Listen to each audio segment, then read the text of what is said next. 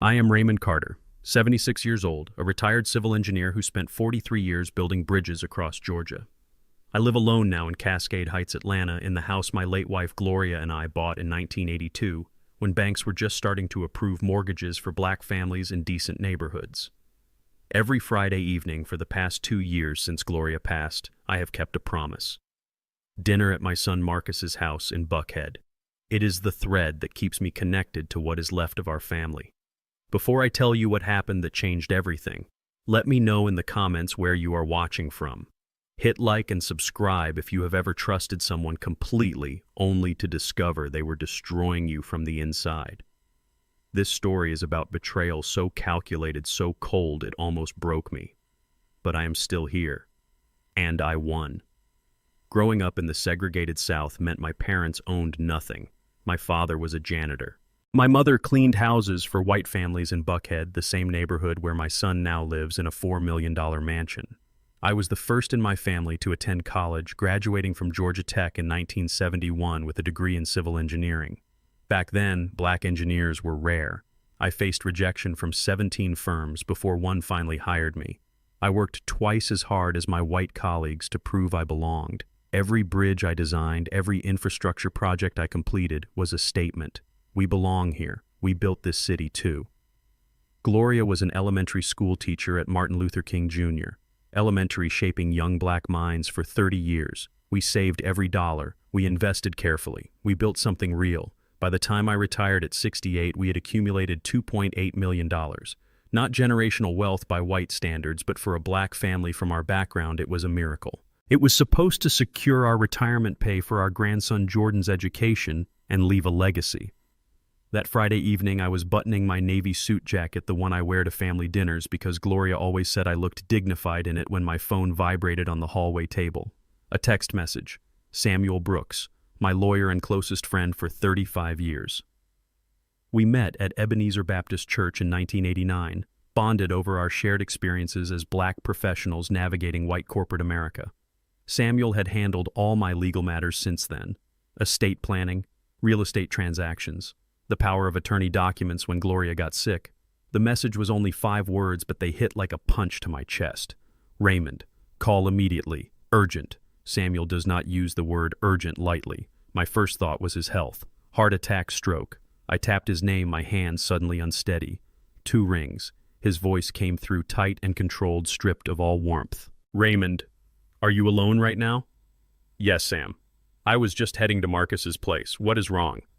Are you okay? I am fine. Listen very carefully. Are you sitting down? I lowered myself onto the bench by the door, still holding my car keys. Sam, you are scaring me. What happened? He took a slow breath, and I heard papers rustling. I have been reviewing your estate documents, the updates we made 6 months ago after Gloria passed. Part of that process, I requested current statements from your retirement accounts and investment portfolios, not the quarterly summaries, the actual bank records. My stomach tightened. Okay. Raymond, the reports you have been receiving every quarter, the ones showing your accounts are stable, they are fake, fabricated, doctored PDF files. The real statements tell a very different story. The hallway seemed to tilt. I gripped the edge of the bench. What are you talking about? Over the past 2 years, someone has been systematically liquidating your assets. Structured withdrawals from your retirement fund, transfers from your brokerage accounts, your life savings. Raymond, the $2.8 million you retired with, it is almost gone. Less than $300,000 remains. I could not breathe, could not process what he was saying. $2.8 million. Gone.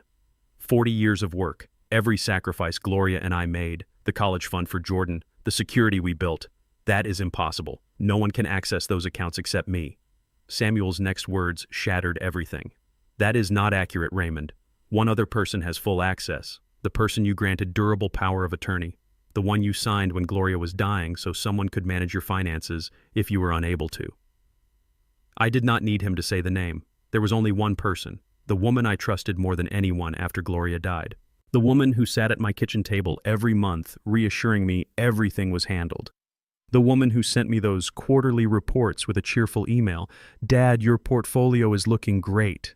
Do not worry about a thing. Catherine, I whispered. Yes, Samuel said, his voice heavy. Your daughter-in-law. Kate. She has been bleeding you dry for 2 years. My mind went blank, then exploded with fractured images. Kate in my living room last Christmas wearing a diamond bracelet I had never seen before. 3 carats at least. She said Marcus bought it for their anniversary. Kate mentioning casually that they traded Marcus's perfectly good Lexus for a Porsche Cayenne. Kate showing me photos from their 2-week vacation in Tuscany. At the time, I thought my son's interior design business must be doing well. Now every memory twisted into something sinister. I remembered the day I signed that power of attorney. Gloria had just been moved to hospice. The cancer had spread to her brain. She could barely speak. The hospice social worker suggested I get my legal affairs in order. Samuel prepared the documents. I sat in his office, grief hollowing me out, and Kate was there. She held my hand. Dad, let me help you through this. You should not have to worry about paperwork while Mom is suffering. I will take care of everything. Just focus on being with her. I trusted her. Completely. She was family. She had been married to Marcus for 12 years. She was Jordan's mother. She called me Dad. How could I have known that every kind word, every reassuring smile, every gentle insistence that I not worry about the details was part of a plan to rob me blind? Raymond, you still there? Samuel's voice pulled me back. Yes, I am here. This is the most critical part. You absolutely cannot let her know that you know. Do you understand me? You must go to that dinner tonight. You must act completely normal. Smile. Ask about Jordan. Compliment the food. Let her believe she is still in complete control.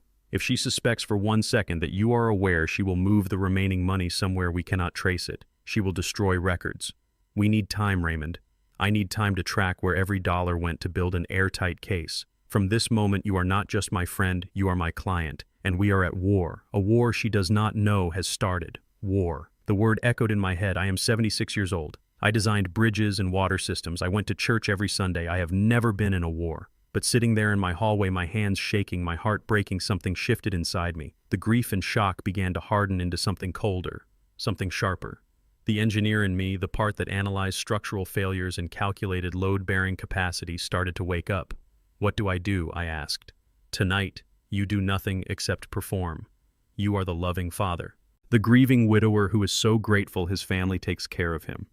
Next week, we start building our case. I am bringing in Diane Foster, the best forensic accountant in Atlanta. We will trace every transaction, every transfer, every lie. But tonight, Raymond, you eat dinner and you smile.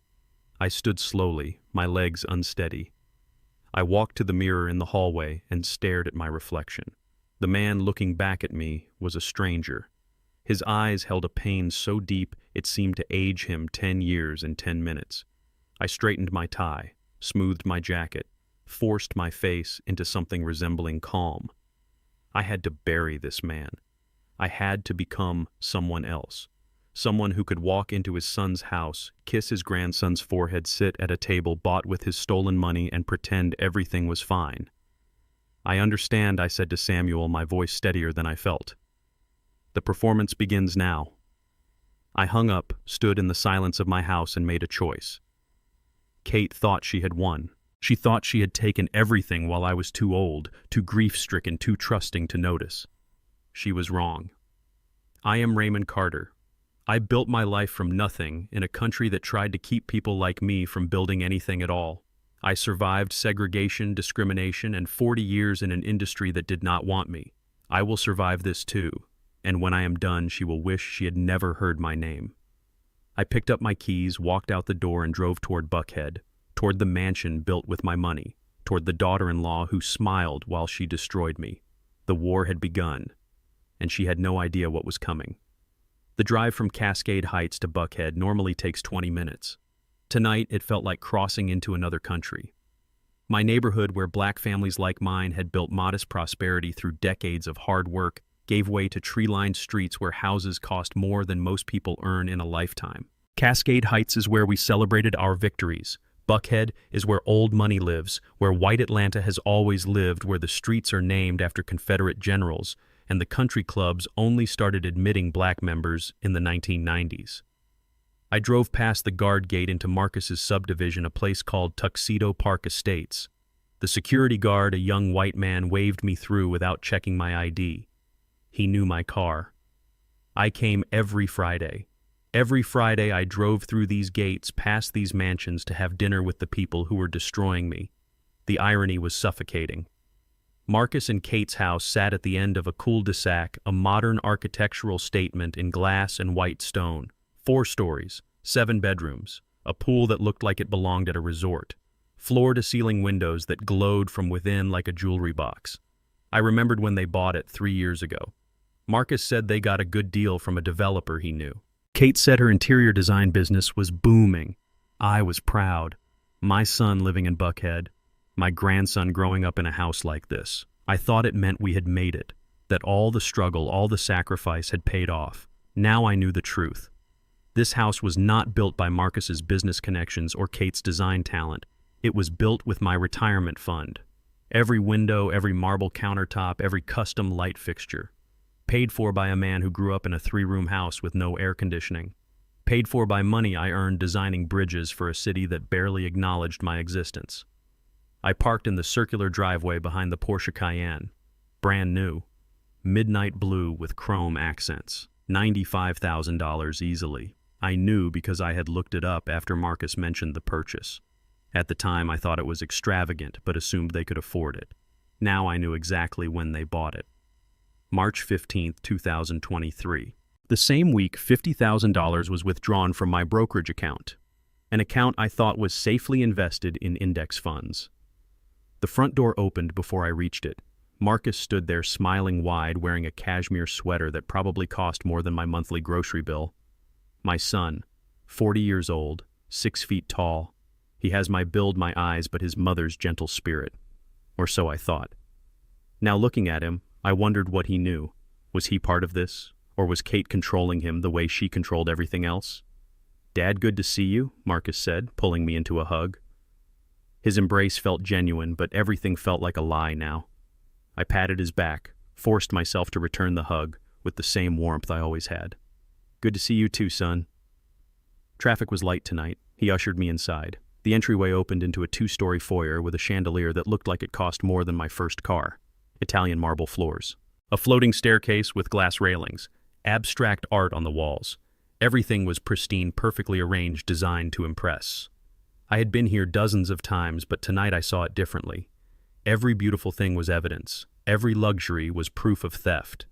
Kate emerged from the living room and I had to steady myself. She wore a cream silk blouse and tailored black pants. Gucci, if I had to guess. Her blonde hair was pulled back in a sleek ponytail. Diamond earrings caught the light. 3 carats total at least. On her wrist, a diamond bracelet I had seen before. On her left hand, her wedding ring plus a new sapphire ring I did not recognize. $40,000 of jewelry minimum. All of it mine. "Dad, you made it," she said, her voice warm and honeyed. She glided toward me, her heels clicking on the marble, and wrapped me in a brief hug. Cool and performative. The kind of hug you give someone because it is expected.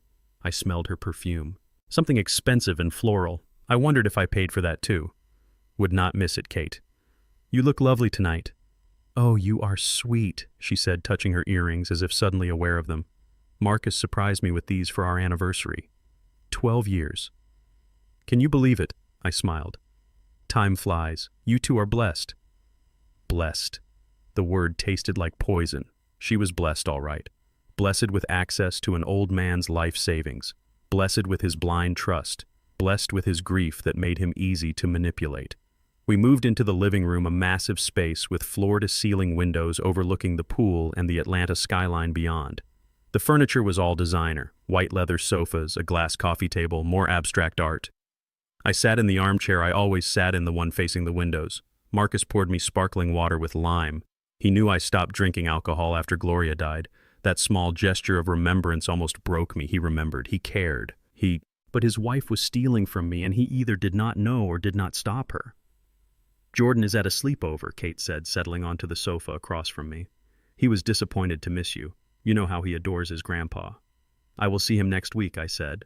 My grandson, 16 years old, half black, half white, brilliant kid, wanted to be a doctor. I had promised Gloria I would make sure he got the education he deserved. Now the money set aside for his future was gone. Kate stole from her own son. What kind of person does that?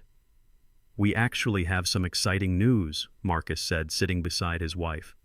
He put his arm around her shoulders and she leaned into him. They looked like a perfect couple. Kate just landed the biggest contract of her career, the new Peachtree Grand Hotel downtown. She is designing all the interiors. It is a $15 million project. That is wonderful, Kate. Congratulations. I kept my voice steady, enthusiastic even. Inside, I was calculating. When did she land this contract? How much of my money funded her business while she built her reputation? How many of her successes were actually built on my stolen dollars? Thank you, Dad. It has been a lot of work, but it is finally paying off. Marcus and I have been reinvesting everything into the business.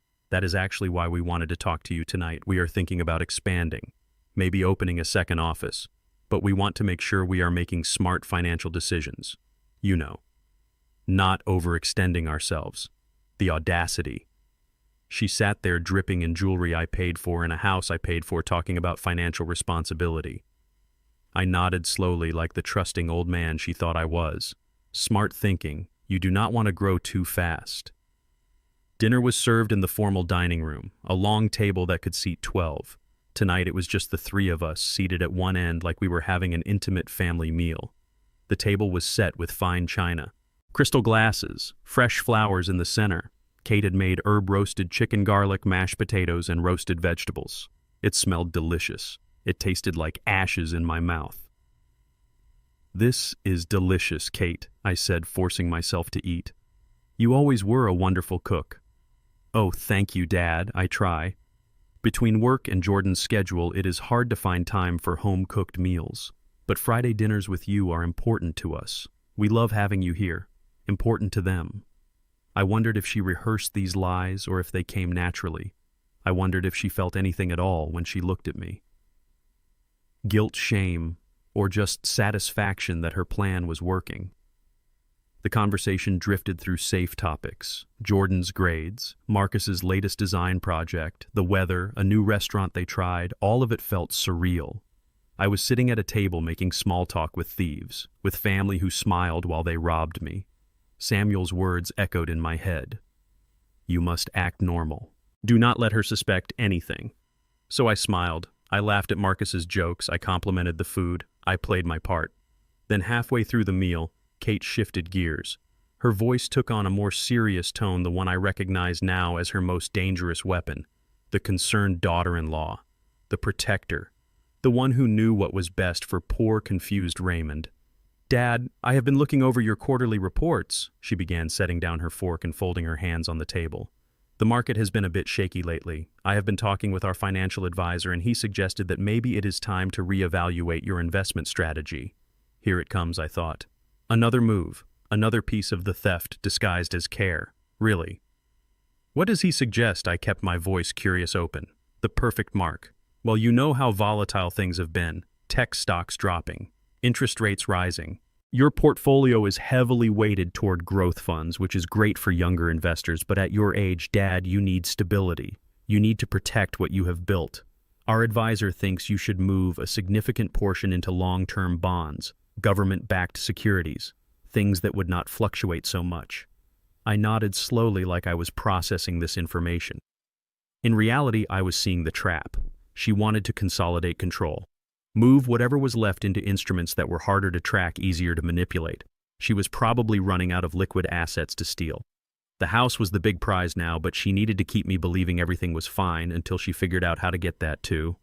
"That sounds wise," I said carefully. "But I would not want to make any big changes without really understanding what it means. Maybe I should meet with this advisor myself." A flicker of something crossed her face. Annoyance. Panic. It disappeared so fast I almost missed it. "Of course, Dad. Of course. But you know how these financial guys talk. All jargon and charts. I just do not want you to feel overwhelmed. Why do not you let me handle the initial restructuring, and then we can sit down together and I will explain everything in simple terms. You trust me. Do not. You." She leaned forward slightly. Her blue eyes locked on mine. "You trust me. Do not. You." It was not really a question. It was a test, a manipulation. She needed me to say yes, to reaffirm my blind faith in her, to hand over what little control I had left. I reached across the table and patted her hand. Her skin was cold, or maybe mine was. Kate, you have been such a blessing to this family. After Gloria passed, I do not know what I would have done without you. You and Marcus have taken such good care of me. Of course I trust you. You do whatever you think is best. I know you are looking out for me. The relief that washed over her face was visible. Her shoulders relaxed. Her smile returned warm and genuine looking. Oh, Dad, that means so much to hear you say that. We love you. We just want to make sure you are protected. You worked so hard your whole life. You deserve to enjoy your retirement without worrying about money. Without worrying about money. Because she had already taken it all. The cruelty of her words delivered with such convincing sincerity was almost impressive. She was good. Very good. For 2 years she had played this role perfectly. The devoted daughter-in-law, the financial caretaker, the protector of the confused old man. And I had believed every word. You are a good woman, Kate, I said, and meant it in a way she would never understand. She was good at this. Good at lying. Good at stealing. Good at making me believe she cared. We finished dinner. Kate served peach cobbler for dessert, my favorite. She remembered. She always remembered the small details that made her seem thoughtful. When it was time to leave, they walked me to the door. Marcus hugged me. Kate kissed my cheek. Drive safe, Dad. See you next Friday. Next Friday, I agreed. Would not miss it. I walked to my car, started the engine, and drove slowly out of Tuxedo Park Estates. I waved to the security guard. I followed the speed limit. I kept my face neutral. But inside, I was screaming. Inside, I was breaking apart. I made it 3 blocks before I had to pull over. I sat in a grocery store parking lot, my hands gripping the steering wheel, my whole body shaking. $2.5 million. Gone. Stolen by a woman who served me peach cobbler and called me Dad. Stolen while my son sat next to her, either oblivious or complicit. Stolen while I smiled and said thank you and played the grateful old man. I pulled out my phone and called Samuel. He answered on the first ring. How did it go? I did what you said. I smiled. I ate. I complimented the food. She wants to restructure my investments. Move everything into bonds she can control. Of course she does, Samuel said. The liquid assets are probably running out. She is consolidating. Raymond, you did good tonight. I know how hard that was. Sam, I do not know how many more of these dinners I can do, sitting there pretending everything is fine while she lies to my face. I know, but we need more time. Diane starts her deep dive on Monday. We will trace every dollar. Build a case so airtight she would not be able to lie her way out if she tried. Can you hold on a little longer? Can you keep playing the part? I sat in that parking lot looking at the normal people going in and out of the grocery store living their normal lives. I thought about Gloria, about what she would want me to do. She would want me to fight. She would want me to protect what we built. She would want justice. Yes, I said finally. I can hold on. But Sam, when we take her down, I want her to feel exactly what she made me feel tonight. I want her to know what it is like to lose everything. We will, Raymond. I promise you. We will. I hung up, sat for another few minutes until my hands stopped shaking, then drove home to Cascade Heights. To my neighborhood. To my house. To the quiet rooms where Gloria used to sing while she cooked. To the life I had left. Kate thought she had won. She thought I was too old, too trusting, too broken by grief to see what she was doing. She was wrong. The war had truly begun, and I was just getting started. Saturday morning I woke at 5:30 like I had every day for the past 50 years. Old habits from a lifetime of early shifts on construction sites. I made coffee, sat at my kitchen table, and watched the sun rise over Cascade Heights. The house was quiet. Too quiet. Gloria used to fill these morning hours with gospel music playing softly from the radio. The smell of bacon, her humming while she grated papers at this same table. Now there was just silence and the weight of what I knew. At 8 o'clock, I drove to Samuel's office on Auburn Avenue. This street has a history. In the 1960s, it was the heart of Black Atlanta. Dr. Martin Luther King Jr. was born just blocks from here. His church, Ebenezer Baptist, still stands as a monument to everything our people fought for. Auburn Avenue was where black businesses thrived when white establishments would not serve us, where black lawyers and doctors and entrepreneurs built something from nothing. Samuel chose this location deliberately. His office sits in a restored brownstone that once housed the first black-owned bank in Georgia. I parked on the street and walked up the familiar steps. The door was already unlocked. Samuel was waiting. His office occupied the entire second floor. Bookshelves lined every wall, filled with legal texts and case files. A large mahogany desk dominated the center of the room, papers spread across its surface. The morning light came through tall windows, casting long shadows. Samuel stood when I entered. He wore a crisp white shirt and navy slacks, his reading glasses perched on his nose. At 70, he was still sharp as a knife. We had been through a lot together. Celebrated victories, mourned losses, raised our families side by side. But I had never seen him look the way he looked now. Grim, focused, ready for battle. "Raymond," he said, gripping my hand firmly, "thank you for coming early. There is someone I need you to meet." A woman stood from the chair facing his desk and turned to face me. She was young, maybe 32, with dark skin and natural hair pulled back in a neat bun. She wore a gray pantsuit and carried herself with quiet confidence. Her eyes were sharp, analytical. She looked at me the way an engineer looks at a structural problem, assessing, calculating. "This is Diane Foster," Samuel said.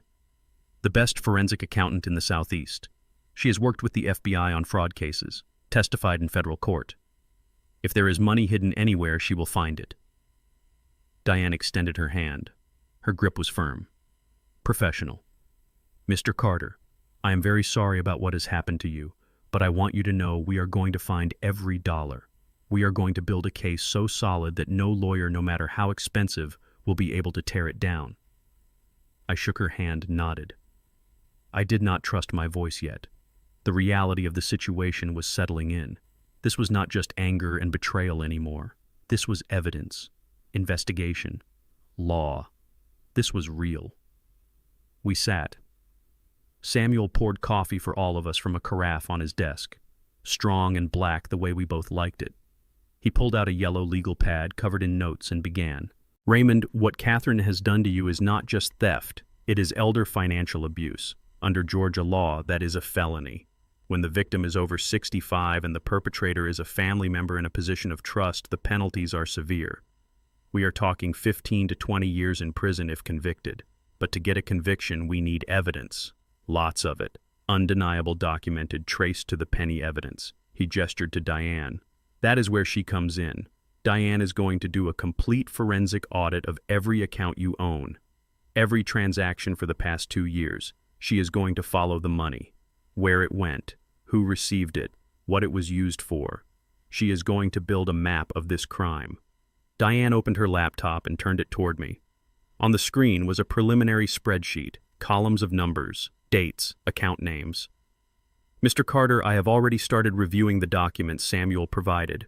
Your bank statements, investment accounts, the power of attorney paperwork.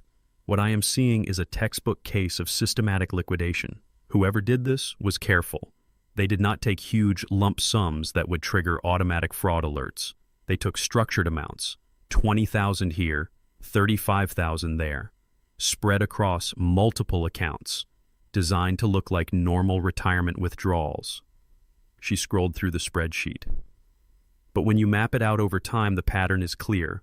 Every month, sometimes twice a month, money leaves your accounts. And based on what Samuel told me about the fabricated quarterly reports, you were kept completely in the dark. You thought your money was safe. You thought your accounts were stable. Meanwhile, they were being drained." I stared at the numbers. Each line represented a piece of my life, a month of work, a sacrifice Gloria and I made, a dream we saved for. All of it reduced to data in a spreadsheet. "How much exactly is left?" I asked. Diane's expression softened slightly. "As of yesterday, across all your accounts, you have $287,000 remaining." $287,000 out of $2.8 million. I had lost over 90% of my life savings. The coffee in my stomach turned to acid. I set down my cup before my shaking hands could spill it. Samuel leaned forward. I know this is devastating, but here's what you need to understand. Catherine made a critical mistake. She got greedy. If she had taken $500,000 and stopped, we might never have caught her. But she took too much. She got comfortable. She started living a lifestyle that her legitimate income cannot possibly support. That Porsche Cayenne, that diamond jewelry, that house in Buckhead, we can trace all of it, and when we do, we will show exactly how it was paid for. He pulled out another document. This is where it gets interesting. Diane did some preliminary research last night. She found something. Catherine operates a business called Pinnacle Interiors LLC. Interior design, like you said, it is registered in Georgia. Normal business filings. But when Diane looked closer at the financial activity, something did not add up. Diane took over. Pinnacle Interiors has been receiving large deposits, hundreds of thousands of dollars. But those deposits do not match up with typical interior design contracts. The amounts are too large, too irregular. So I started digging. Where was the money coming from? Where was it going? She pulled up another screen. A flowchart. Boxes connected by arrows. My name at the top. Here is what I found. Money leaves your accounts in structured withdrawals. It gets deposited into a joint account you share with Catherine, the one established under the power of attorney. From there, it moves to Pinnacle Interiors. But Pinnacle Interiors is not really an interior design firm. It is a shell company, a pass-through. A pass-through for what I asked. For this. She clicked to another document. A prospectus for a luxury resort development. The Sapphire Bay Resort and Marina. A proposed 200-unit luxury property in the Bahamas. Beachfront. Private yacht slips. High-end restaurants. The kind of place that costs $100 million to build. She clicked again. More documents. Pinnacle Interiors is listed as one of the primary investors, $3.2 million invested over the past 18 months. And the financial manager for the project listed right here on the corporate documents, Marcus Carter. The room went silent. I stared at the screen. My son. My son was not just complicit, he was actively involved. He was managing the project they were funding with my stolen money. Marcus is part of this. My voice came out hoarse. Samuel nodded slowly. It appears so. Whether he knew the money was stolen, or whether Catherine convinced him it was legitimately theirs, we do not know yet, but he is definitely involved in the investment. Diane continued, her voice matter of fact. And here is the problem. The Sapphire Bay Resort is failing. Construction started 2 years ago. It is now 18 months behind schedule and massively over budget. There have been problems with permits, with contractors, with funding. The project is bleeding money. According to the most recent filings I could find, they are $4.2 million in debt. Investors are threatening to pull out. If this project collapses, everyone loses everything. The pieces fell into place. Kate was not just stealing to live well, she was stealing to fund a failing investment. She was desperate. And desperate people do desperate things. That is why she wants to restructure my remaining accounts, I said slowly. She needs more money to keep the resort afloat. Exactly, Samuel confirmed. And when that runs out, there is only one asset left, your house. The house you and Gloria bought in 1982. The house that is now worth $600,000 because Cascade Heights became one of the most desirable black middle-class neighborhoods in Atlanta. That house is the final prize. The anger that had been simmering since yesterday suddenly boiled over. I stood up my chair, scraping against the floor. She wants my house. The house Gloria and I raised Marcus in. The house where we celebrated every holiday, every birthday. She wants to take that too. Samuel stood as well, his voice calm but firm. Yes, and we are going to make sure she never gets it. But Raymond, you need to listen to me now. We cannot just confront her, we cannot just accuse her and hope she admits it.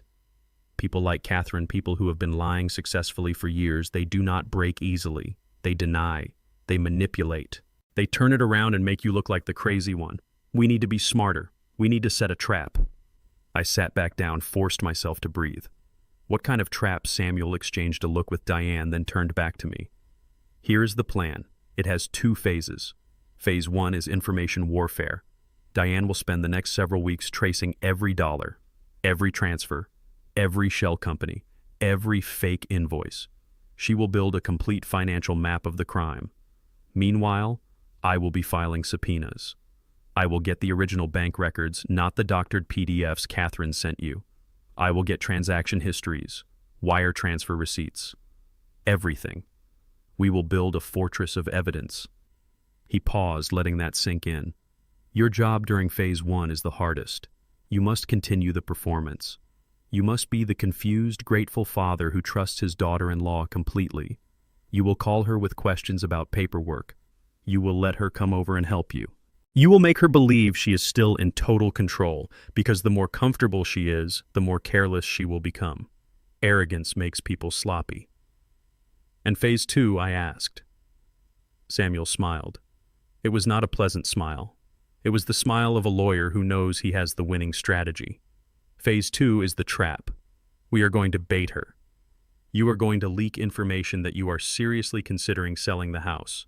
You are going to tell people you are tired of the upkeep, that you want to move somewhere easier, somewhere warm, maybe a retirement community in Tampa or Miami. You are going to make it sound like you are putting the house on the market soon." Diane picked up the thread. "When Catherine hears this, she is going to panic. The house is her safety net, her final source of capital. If you sell it, she loses access to that equity. She loses her last chance to save the Bahamas investment. She will do whatever it takes to stop you." "And what do you think she will do?" I asked, though part of me already knew. Samuel's expression hardened. "She will try to have you declared mentally incompetent. She will petition the court for full conservatorship. She will bring in doctors to say you have dementia, that you are not capable of making sound financial decisions. She will argue that selling the house is proof you have lost your mind. And if she gets that conservatorship, she will have complete legal control over you and every asset you own." The implications hit me like a physical blow. She would do that. She would try to take away my rights, my autonomy. "Yes," Samuel said simply, "because in her mind she has already come this far. She has already stolen $2.5 million. At this point she cannot afford to stop. She cannot afford for you to wake up and realize what she has done. So she will go all in. She will try to eliminate you as a threat entirely." I sat there processing this. My daughter-in-law, the woman who called me dad, was not just a thief. She was willing to have me declared incompetent, to strip away my dignity, to turn me into a non-person, all for money. Diane spoke quietly. "Mr. Carter, I know this is hard to hear, but we need her to make that move. We need her to file for conservatorship, because when she does, she brings this whole thing into a courtroom, into the public record, and that is when we unleash everything we have found. We show the judge the real financial records. We show the stolen money. We show the shell company and the failing resort. We show that you are not the one who is incompetent. She is. She is the criminal." Samuel nodded. "She will walk into that courtroom thinking she is putting your mental state on trial. What she will actually be doing is putting her entire criminal enterprise in front of a judge. And we will be ready, with evidence, with expert witnesses. With a case so airtight, she will not be able to lie her way out." I looked at both of them. Samuel, my friend of 35 years. Diane, a woman I met 30 minutes ago but who was already fighting for me. They were asking me to continue living a lie, to keep smiling at the woman who was destroying me, to bait her into an even more devastating betrayal. It was cruel. It was calculating. It was exactly what needed to be done. "They think I am just a dumb old black man," I said slowly. "They think I do not understand finance, that I am too grief-stricken to notice, too trusting to question. They think they can take everything I built and I will never figure it out." Samuel met my eyes. "Then let us show them exactly how wrong they are. Let us show them what happens when they underestimate Raymond Carter." I thought about Gloria, about the life we built from nothing, about the bridges I designed that still stand across Georgia, about every time someone doubted me because of the color of my skin and I proved them wrong. I had spent my entire life fighting to be seen as competent, as worthy, as equal. And now my own family was trying to paint me as incompetent, to erase everything I had accomplished. Not this time, not anymore. "All right," I said, my voice steady. "Let us do it. Let us set the trap. And when she walks into it, let us make sure she never walks out." Diane closed her laptop. "I will start the deep forensic analysis today. Every transaction, every account. I will have a preliminary report in 2 weeks." Samuel made a note on his legal pad, "and I will start drafting subpoenas. By the time we are done, we will have every bank record, every wire transfer, every piece of evidence we need. We shook hands. A pact. A battle plan. As I stood to leave, Samuel put his hand on my shoulder. Raymond, I know how much strength this takes. Pretending. Smiling at someone who is hurting you. But you are not alone in this. We are with you. Every step. I nodded, not trusting my voice. I walked out of his office, down the stairs onto Auburn Avenue, the street where my people built businesses when no one else would give us a chance, the street where we fought for our rights, the street where we proved again and again that we were strong enough to overcome anything. Kate thought she had won. She thought she had taken everything. She had no idea that the war was just beginning, and this time she was facing an opponent who had spent a lifetime fighting battles she could not even imagine. The trap was set. Now all we had to do was wait for her to walk into it. Tuesday morning, I sat at my kitchen table with a stack of insurance paperwork spread out in front of me. Life insurance documents, health insurance forms, homeowner policies. Most of it I understood perfectly well. I had been reading legal documents for 40 years, but today I needed to be confused. I needed to be the helpless old man Kate believed I was. I picked up my phone and dialed her number. It rang 3 times before she answered. I could hear background noise voices, the sounds of her office. I had timed this deliberately. 10 o'clock on a Tuesday morning, the middle of her workday, a time when my call would be an interruption, a burden, something she would have to deal with. Dad, is everything okay? Her voice carried that edge of mild annoyance, quickly smoothed over with false concern, the tone people use when they are busy but trying to sound patient. I let out a heavy sigh, the kind that suggested weariness and confusion. Kate, honey, I am sorry to bother you at work. I know you are busy. But I have all these papers from the insurance company, and they are asking about beneficiaries and estate planning, and I just cannot make sense of all the legal language. Your mother always handled these things. I feel lost. There was a pause. I could almost hear her calculating, weighing her annoyance against the opportunity, an opportunity to reinforce my dependence on her, to position herself as indispensable. Oh, Dad, of course, do not worry about it at all. That stuff can be really confusing. Tell you what, I have a meeting until noon, but I can swing by your place this afternoon around 2. I will take a look at everything, and we will get it sorted out together. Okay. You are such a blessing, Kate. I do not know what I would do without you. That is what family is for, Dad. I will see you at 2. She hung up. I sat there holding the phone, my jaw clenched so tight it hurt. That is what family is for. The words should have been comforting. Instead, they felt like mockery. Family was supposed to protect you, not rob you blind while pretending to help. I spent the next few hours preparing. I laid out the insurance documents on the kitchen table in deliberate disarray. Some stacked neatly, others spread out, a few with sticky notes attached. I wanted to create the image of someone who had tried to organize things, but got overwhelmed. The confused widower drowning in paperwork, desperate for help. At exactly 2 o'clock, Kate's white Range Rover pulled into my driveway. Another expensive vehicle I had probably paid for without knowing it. She stepped out wearing dark jeans, a silk blouse, and designer sunglasses. Her hair was pulled back. She carried a large leather handbag that likely cost more than my monthly utility bill. She walked up to my front door with the confident stride of someone who owned the world. I opened the door before she could knock. Kate, thank you so much for coming. I really appreciate this. Of course, Dad. She stepped inside, removed her sunglasses, and looked around my living room with that assessing gaze she always had, like she was mentally cataloging everything, calculating values. I wondered if she was already planning how to liquidate my furniture after she took the house. We sat at the kitchen table. She pulled the insurance documents toward her and started leafing through them with practiced efficiency. Okay, let us see what we have here. Life insurance policy. This looks pretty straightforward. You are still the primary policyholder. The beneficiary is listed as the estate. Have you thought about updating this? You might want to name specific beneficiaries instead. I had not really thought about it, I said, playing my role. What would you suggest? She smiled. That warm, helpful smile that I now recognized as calculation. Well, Marcus and Jordan are your only living relatives, right? You could split it between them. Or if you want to keep it simple, you could name Marcus as primary beneficiary and Jordan as contingent.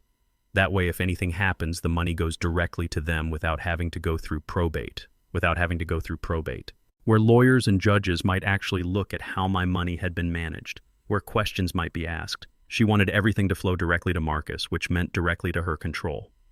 That makes sense, I said, slowly, like I was processing new information.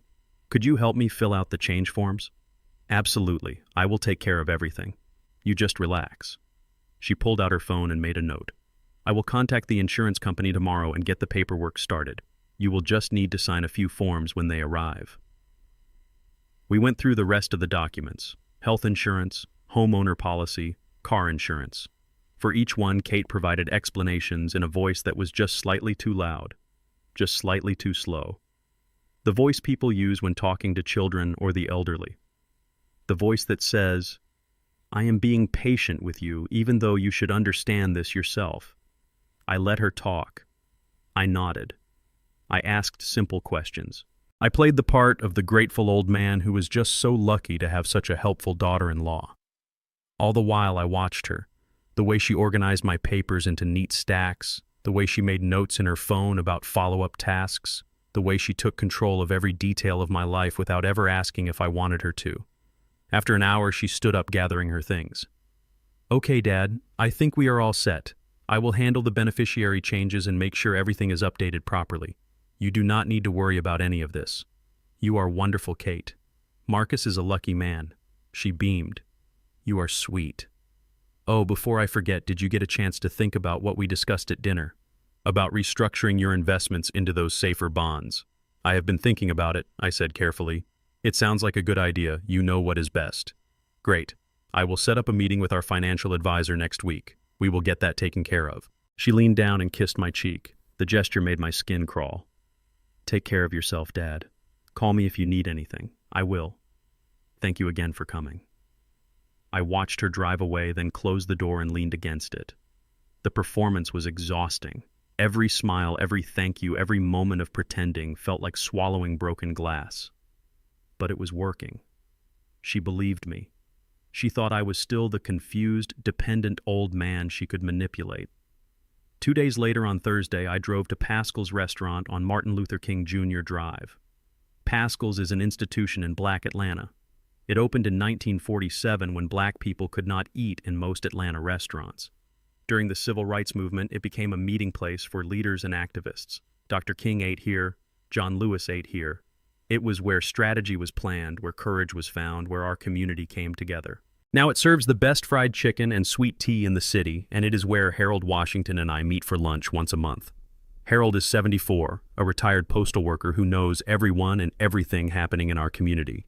He is also the biggest gossip in Cascade Heights. If you want information to spread, you tell Harold and ask him to keep it secret. I arrived first and took our usual booth near the window. The lunch crowd was filling in. The smell of fried chicken and collard greens filled the air.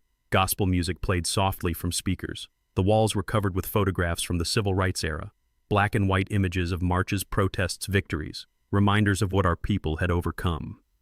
Harold arrived 10 minutes later, his face breaking into a wide smile when he saw me. Raymond, good to see you, brother. How you been? We shook hands and he slid into the booth across from me. Harold was a big man, always had been. He wore a short-sleeved button-up shirt and slacks. His hair was completely white now, but his eyes were as sharp as ever. We ordered without looking at the menu. We had been coming here long enough to have the same thing every time. Fried chicken, collard greens, mac and cheese, cornbread. We talked about the usual things. Church, mutual friends, the neighborhood, Harold's grandchildren, the Falcons' terrible season. It was comfortable, familiar, the kind of easy conversation you can only have with someone you have known for decades. But today, I had a purpose. I needed to plant a seed, and I needed Harold to water it. You know Harold? I began stirring sugar into my sweet tea. I have been thinking a lot lately. This house I am in, it is getting to be too much for me. Harold looked up from his chicken, surprised. Too much? What do you mean? You've been in that house since, what, 82, 41 years.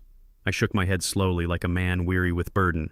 But since Gloria passed, it just feels empty. Too many rooms, too many memories. And the upkeep, Harold. The yard work, the repairs. Last month the water heater went out. Cost me $1,200 to replace. My back is not what it used to be. I cannot keep up with it all. Harold nodded sympathetically. I hear you, man. Getting old is not for the weak. But you got Marcus. He does not help out. Marcus has his own life, his own house to maintain. I do not want to be a burden to my son. I took a sip of tea, then continued carefully. I have been thinking about downsizing, maybe moving to one of those senior living communities. You know Robert Jackson? He moved to one down in Tampa last year. Says it is wonderful. No yard work, no maintenance. They have activities, a pool, medical staff on site. Everything is taken care of. Harold's eyes widened. This was news. Big news. You thinking about moving out of Atlanta? Leaving Cascade Heights? Just thinking about it, I said, making sure my voice sounded uncertain. Exploratory. I have not made any decisions. But that house is worth a good amount now. $600,000 probably.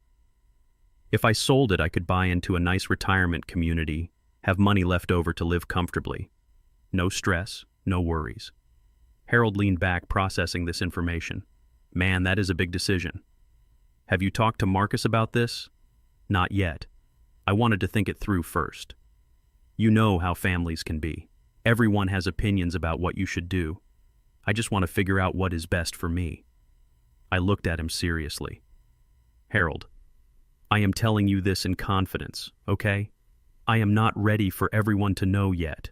I am just thinking out loud. Harold held up his hands. Of course, brother, of course. Whatever you tell me stays between us. You know that. I knew no such thing. Harold Washington could not keep a secret if his life depended on it. By tomorrow, half of Cascade Heights would know that Raymond Carter was thinking about selling his house and moving to Florida. And by tomorrow evening, Kate would know. We finished our lunch, talked about other things, made plans to meet again next month. As we stood to leave, Harold put his hand on my shoulder. Raymond, whatever you decide, just make sure it is what you want. You worked too hard for that house. You bought it when banks were still redlining black neighborhoods, when getting a mortgage as a black man was nearly impossible. That house represents something. Do not let anyone pressure you into giving it up. His words hit harder than he knew. I appreciate that, Harold. I really do. I drove home, my phone already buzzing with a text from Diane. I pulled over to read it. She had been working nonstop for the past week, deep in the forensic analysis of every transaction, every account, every movement of money. Her message was brief but devastating. Call me when you can. Found something big. I called immediately. She answered on the first ring. Mr. Carter, I have the preliminary financial analysis complete. It is worse than we thought. How much worse? The Sapphire Bay Resort project is in serious trouble. According to the most recent financial filings I was able to access, the project is $4.2 million over budget. Construction has stalled. 3 major contractors have pulled out citing non-payment. The Bahamian government is threatening to revoke permits due to environmental violations. Investors are demanding their money back. I pulled over, completely needing to focus. What does that mean for Kate? It means she is desperate. Pinnacle Interiors. Her shell company has $3.2 million invested. Your $3.2 million. If the project collapses, that money is gone. Completely unrecoverable. She is facing total financial ruin. The Buckhead house has a mortgage. The cars are leased. Her design business has significant debt. On paper, she and Marcus are leveraged to the breaking point, so she needs more money. She needs a miracle, or one more major asset to liquidate. Mr. Carter, your house is not just valuable to her. It is essential. It is the only thing standing between her and bankruptcy. If you sell that house to move to Florida, she gets nothing. If she can gain control of it through conservatorship, she can use it as collateral, refinance it, pull out equity, maybe even sell it herself and keep the proceeds. The pieces fell into place. Kate was not just greedy. She was cornered, desperate, and desperate people were dangerous. How long before the Bahamas project completely collapses? Based on the burn rate and debt load, I would estimate 3 to 6 months. Maybe less if more contractors walk. She is racing against time. Thank you, Diane. This is exactly what we needed to know. I hung up and sat in my car watching traffic pass. The trap was set. The bait was planted. Harold would spread the word about my plans to sell. Kate would hear. She would panic. She would make her move. And when she did, we would be ready. My phone rang. Kate, right on schedule. I let it ring 3 times before answering, keeping my voice calm and cheerful. Hello, Kate. Dad? Her voice was tight, strained. The false warmth was gone, replaced by barely contained panic. I just got off the phone with Harold Washington. He said you are thinking about selling the house and moving to Florida. I made my voice uncertain, confused. Oh, I did not realize Harold would mention that. We were just talking. It is just an idea I have been considering. Just an idea. Her voice rose slightly. Dad, you cannot just sell the house. That is our family home. That is where you and Mom raised Marcus, where we celebrated every holiday. Every memory we have is in that house, our family home. She was claiming ownership of my memories, my history. I forced myself to stay in character. I know, honey, but it is so much work. The yard, the repairs. I am not getting any younger. Then we will help you. She was talking faster now, words tumbling out. Marcus and I will hire a maintenance company, a gardener, whatever you need. You do not have to do the work yourself. We will take care of everything. You do not need to sell. I appreciate that, Kate, but I have already been looking at retirement communities. There is a really nice one in Tampa. They have everything. I would not have to worry about anything. Dad, listen to me. Her voice had taken on a commanding tone now. Not suggestive, not helpful, commanding. Selling the house right now would be a terrible financial decision. The market is uncertain. You would not get full value. And moving to a retirement community, those places are expensive. They drain your savings. You are being short-sighted. Short-sighted. The accusation hung in the air. I let silence stretch for a moment, then responded in a small, hurt voice. I just thought it might be easier. I did not realize it would upset everyone. She caught herself, modulated her tone back to false patience. I am not upset, Dad. I am just worried about you. You have been under a lot of stress since Mom passed. Grief can cloud judgment. You are not thinking clearly about the long-term consequences. Promise me you will not make any decisions without talking to Marcus and me first. Promise me you will not call any real estate agents. There it was, the demand for control. Disguised as concern, but a demand nonetheless. Okay, Kate, I will not do anything without talking to you first. Good. That is good. I am going to come by this weekend. We need to sit down and really discuss this. We need to make sure you are making the right choice for the right reasons. Okay. Okay. I love you, Dad. I am just looking out for you. I know. I love you too. I hung up and sat in my car, my hands shaking. Not from fear, from rage. The way she spoke to me. Like I was a child. Like I was incompetent. Like my 40 years of financial management meant nothing. Like the house I bought, the life I built, the decisions I made were all subject to her approval. Samuel had been right. The bait worked. She was panicked. She was scrambling. And now she would make her next move. The move that would bring this entire scheme into the light. She would try to have me declared incompetent. She would petition for conservatorship. She would walk into a courtroom and publicly claim that Raymond Carter, retired civil engineer man who designed bridges that still stand across Georgia, was not capable of managing his own affairs. And when she did, we would be waiting. With bank records, with transaction histories, with evidence of every dollar stolen, with proof of the shell company and the failing resort, with documentation that would show the world exactly who was truly incompetent. I started my car and drove home. The war was escalating. Kate thought she was protecting her investment. What she was actually doing was building the case that would destroy her.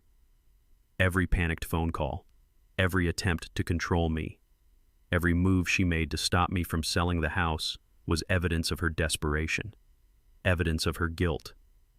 The trap was working. Now all we had to do was wait for her to walk fully into it. And she would. Because she had no choice. She was cornered, desperate, and about to make the biggest mistake of her life. I pulled into my driveway, looked at my house, the house Gloria and I built a life in, and made a silent promise. She would not take this. She would not take my dignity. She would not win. The battle was coming, and I was ready. Saturday morning, my phone rang at 8:30. I was in the kitchen making coffee, going through my normal routine, but nothing about my life felt normal anymore. I looked at the caller ID, Kate. I let it ring twice before answering, keeping my voice groggy like she had woken me up. Hello, Dad, it is Kate. I am sorry to call so early, but Marcus and I need to come by today. We need to have a serious conversation about your finances and this whole idea of selling the house. Are you going to be home this afternoon? Say around 2. It was not really a question. It was a directive dressed up as a request. Sure, honey. I will be here. Is everything okay? Everything is fine. We just need to talk through some things. Make sure you understand all your options before you make any big decisions. We will see you at 2. She hung up before I could respond. I stood there holding my phone, my coffee forgotten. This was it. The moment Samuel and I had been waiting for. She was coming here to make her case, to convince me, to manipulate me, and I was going to record every word. I called Samuel immediately. She is coming today. 2 o'clock. She and Marcus, both. Perfect. You remember what to do? Yes, I have the recording device. I will set it up before they arrive. Raymond, this is critical. You need to get them talking when you are not in the room. Leave them alone. Go make coffee. Go to the bathroom. Give them privacy. That is when they will drop the act. That is when they will say what they really think. I understand. And Raymond, I know this is going to be hard, hearing what they say. But stay strong. This recording could be the most important piece of evidence we have. I spent the morning preparing, not just emotionally, but practically. I pulled out financial documents and spread them on the dining room table. Bank statements, investment summaries, the quarterly reports Kate had been sending me, property tax records.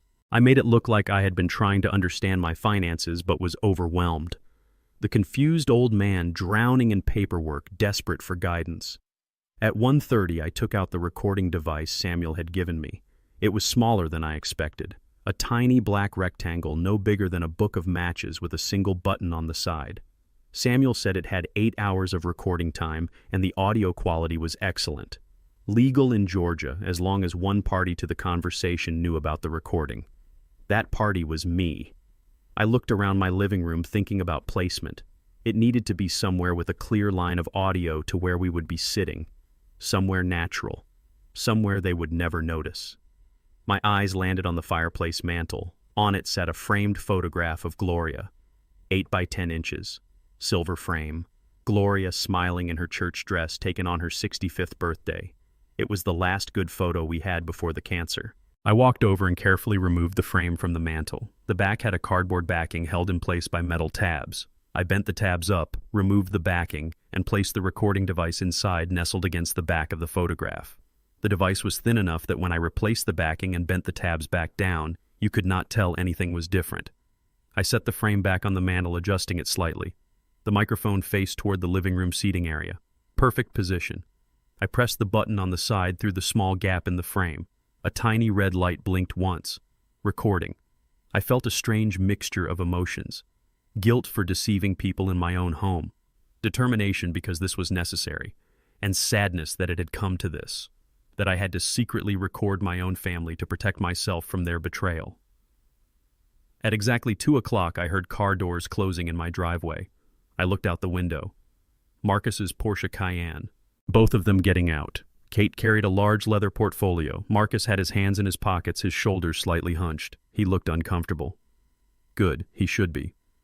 I opened the door before they could knock. Marcus, Kate, come in. Marcus hugged me. It felt genuine, but I could not trust my judgment anymore. Everything felt like a lie. Hey, Dad. How you doing? I am fine, son. Come sit down. We moved to the living room. Kate and Marcus sat together on the sofa. I sat in my armchair across from them. The photograph of Gloria on the mantel was directly behind me. Its hidden microphone pointed straight at them. Kate opened her portfolio and pulled out a thick folder. Dad, we are worried about you, she began, her voice taking on that serious, caring tone. This idea of selling the house, it came out of nowhere. It does not make sense. So Marcus and I have been doing some research and we put together some information we think you need to see before you make any irreversible decisions. She pulled out several pages of charts and graphs, colorful printouts that looked professional and official. This is the current real estate market analysis for Cascade Heights. As you can see, home values have been declining over the past 6 months. If you sold right now, you would be selling at a loss compared to peak value. I leaned forward, squinting at the charts like I was struggling to understand them. I see a lot of numbers and lines. Exactly. It is complicated. But the bottom line is selling now would be a mistake. You would lose money, probably $50,000 to $70,000 compared to what the house was worth a year ago. Marcus spoke up, his voice gentler than Kate's. Dad, we are not trying to tell you what to do with your life. We just want to make sure you have all the information. This house, it is your biggest asset. You need to be smart about it. I nodded slowly like I was processing this. I understand. I just thought, it might be easier. Less stress. Kate jumped in quickly. But Dad, moving to a retirement community is not going to reduce stress. Those places have buy-in fees, monthly costs that can be $3,000 or $4,000. Over time, they drain your savings. And what happens if you run out of money? What happens if you need specialized medical care that they do not provide? You would have sold your house, spent all your savings, and have nothing left. She was building a case, planting fear, making me question my own judgment. It was a masterful manipulation. If I did not know better, I would think she was genuinely concerned. I had not thought about all that. I said, my voice small and uncertain. That is why you have us, Kate said, reaching over and patting my hand.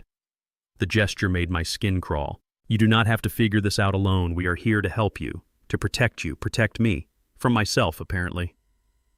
The irony was suffocating. We spent the next 20 minutes going through her charts and projections. Kate spoke in that slow, deliberate way people use when they think you cannot understand complex information. She explained retirement community costs, housing market trends, the tax implications of selling, all of it designed to make me feel overwhelmed and dependent on her guidance. Finally, I stood up, making a show of rubbing my temples. This is a lot to take in. My head is spinning. Let me make us some coffee. I think better when I have coffee. That is a good idea, Dad, Marcus said. Take your time. I walked slowly to the kitchen, making sure they could hear my footsteps, hear the kitchen door swing shut. But I did not go far. I stood just on the other side of the door in the small hallway that connected the kitchen to the living room. I could not see them, but I could hear murmured voices. They were talking. I stayed absolutely still, barely breathing, and listened. The recording device on the mantel was capturing everything, but I needed to hear this. I needed to know. Marcus spoke first, his voice low and anxious. Kate, I do not know about this. He seems really set on the idea. What if he just goes ahead and calls a realtor? What do we do then? Kate's response was sharp, cold, a voice I had never heard her use before. He is not going to sell Marcus. I will not let him. But how can you stop him? It is his house. If I have to, I will get Dr. Morrison to evaluate him. I will get a medical opinion that says he is not competent to make major financial decisions. We can petition for full conservatorship. The words hit me like a physical blow. I pressed my hand against the wall to steady myself. She was saying it. Out loud. In my house. The plan to have me declared incompetent. Marcus sounded shocked. Kate, that is extreme. That is taking away his rights, his autonomy. It is protecting our investment. Kate said, her voice hard and unyielding. Listen to me, Marcus. We are 3 months behind on payments for the Bahamas project. 3 months. The investors are threatening to pull out. If they do, we lose everything. Every dollar we put in. Your father's house is the only asset we have left that we can leverage. But Kate, that is his house. He worked his whole life for that house. He and Mom bought it when banks were still redlining black neighborhoods. You know what that house represents to him. To us. I know exactly what it represents, Kate said, and her voice took on a tone that made my blood run cold. It represents 300 square feet of equity that we need. Marcus, your father is 76 years old. He does not need a 4-bedroom house with a big yard. He does not need all that space. He is being irrational wanting to sell it and move to Florida. That is proof right there that his judgment is impaired. Kate, do not get sentimental on me now.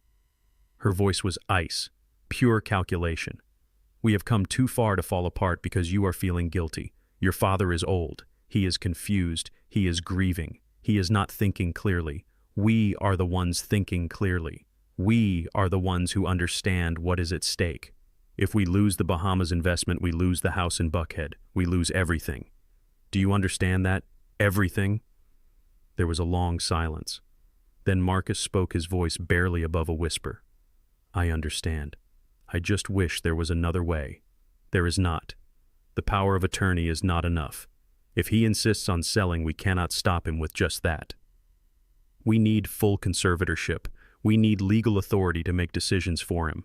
It is the only way to protect what we have built. What we have built, Marcus repeated. Not what Dad built. What we have built. With my money. My life savings. And he knew. My son knew. My son. Maybe he did not know about the forged quarterly reports. Maybe he did not know the full extent of the theft. But he knew they were using my money. He knew they were desperate. And he was letting Kate take control. I heard them shift on the sofa. I quickly turned and walked deeper into the kitchen, making noise, running water, opening cabinets. I made a full pot of coffee, my hands shaking so badly I spilled grounds on the counter. I cleaned it up, poured 3 cups, put them on a tray with cream and sugar, and carried it back to the living room. They were sitting exactly as I left them, faces composed, smiling, the masks back in place. I set the tray on the coffee table and handed them their cups. Here we go. Nothing like a good cup of coffee to clear the head. Thank you, Dad, Marcus said. He would not meet my eyes. We spent another 20 minutes going over the paperwork. Kate summarized her recommendations. I should not sell. I should stay in the house. They would help with maintenance. We would revisit the idea in a year or two when the market improved. All of it reasonable sounding. All of it designed to keep me in place while they figured out how to take the last thing I owned. Finally, they stood to leave. Kate gathered her papers back into the portfolio. Marcus hugged me again. We love you, Dad. We are just trying to look out for you. I know, son. I appreciate it. Kate kissed my cheek. Promise me you will not make any decisions without talking to us first. Promise me you will really think about what we discussed today. I promise. I walked them to the door, waved as they drove away, then closed and locked it behind them. The moment the deadbolt clicked, my legs gave out. I sank onto the floor in my entryway, my back against the door, and let the pain wash over me. Marcus knew. My son knew. Maybe he was not the mastermind. Maybe Kate was the one driving everything. But he knew they were using my money. He knew they were drowning in debt. He knew she was planning to have me declared incompetent, and he was going along with it. I do not know how long I sat there. 10 minutes. 20. Eventually, I forced myself to stand. I walked to the mantel and carefully removed the picture frame of Gloria. I opened the back, retrieved the recording device, and pressed the button to stop recording. The red light blinked off. I had it, every word. Marcus's anxiety about the investors, Kate's cold calculation, her plan to get Dr. Morrison to declare me incompetent, her statement that I did not need all this space, her dismissal of what the house represented, her command that Marcus not get sentimental, all of it, recorded, undeniable. I called Samuel. He answered immediately. Did you get it? I got it. Every word. Samuel, it is worse than we thought. Marcus knows. He might not know everything, but he knows enough. And Kate, she is planning to petition for conservatorship. She already has a doctor lined up. Bring me the recording. Now. We need to hear this. I drove to Samuel's house. He lived in a historic Victorian in the West End, another historically black neighborhood. It was 7 o'clock on a Saturday evening, but he was waiting for me. We sat in his home office and I played the recording. Samuel listened in silence. His expression grew darker with each passing minute. When Kate's voice said, "Your father is old. He does not need all this space." Samuel's jaw tightened. When she said, "Do not get sentimental," his hands clenched into fists. When the recording ended, he sat back in his chair and was quiet for a long moment. Raymond, this is it. This is exactly what we needed. She confessed to planning conservatorship. She revealed the financial motive. She showed consciousness of guilt. This recording is devastating to her case. What do we do now? Now we wait. She is going to file for conservatorship, probably within the next week or two. She is desperate. The Bahamas project is collapsing. She needs to move fast, and when she files, we will be ready. We will have Diane's complete financial analysis. We will have bank records, and we will have this recording showing exactly why she is doing it. Not because you are incompetent, because she needs your money. I nodded, too exhausted to speak. Samuel leaned forward, his voice serious. Raymond, I need you to hear me. What you did today took courage. I know how much it hurt to hear your son go along with this.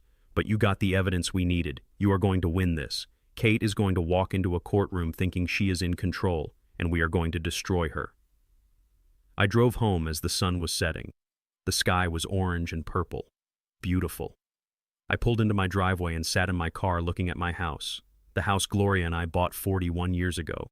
The house where we raised Marcus, where we celebrated birthdays and Christmases, where we dreamed about the future, where she died in our bedroom holding my hand, whispering that she loved me. Kate wanted to take it. She thought I did not need it. She thought she deserved it more. She thought I was too old, too sentimental, too incompetent to fight back. She was wrong. I was going to fight, and I was going to win.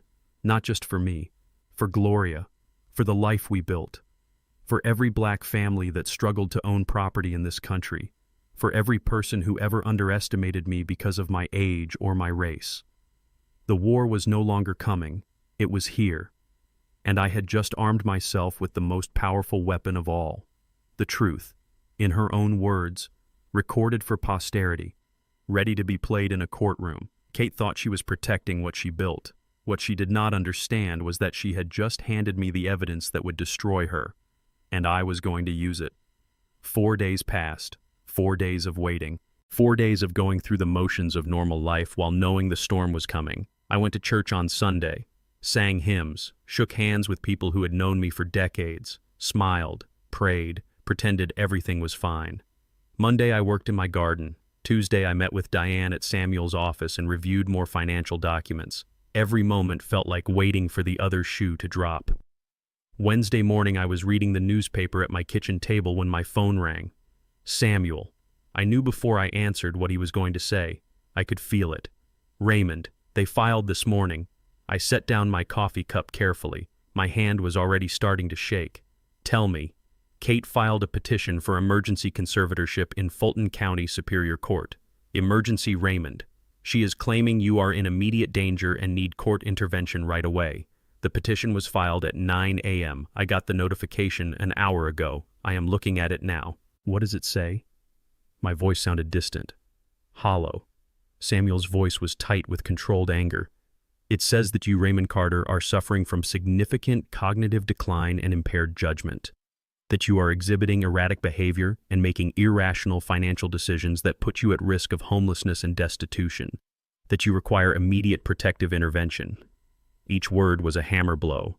Cognitive decline, impaired judgment, erratic behavior. These were not just accusations.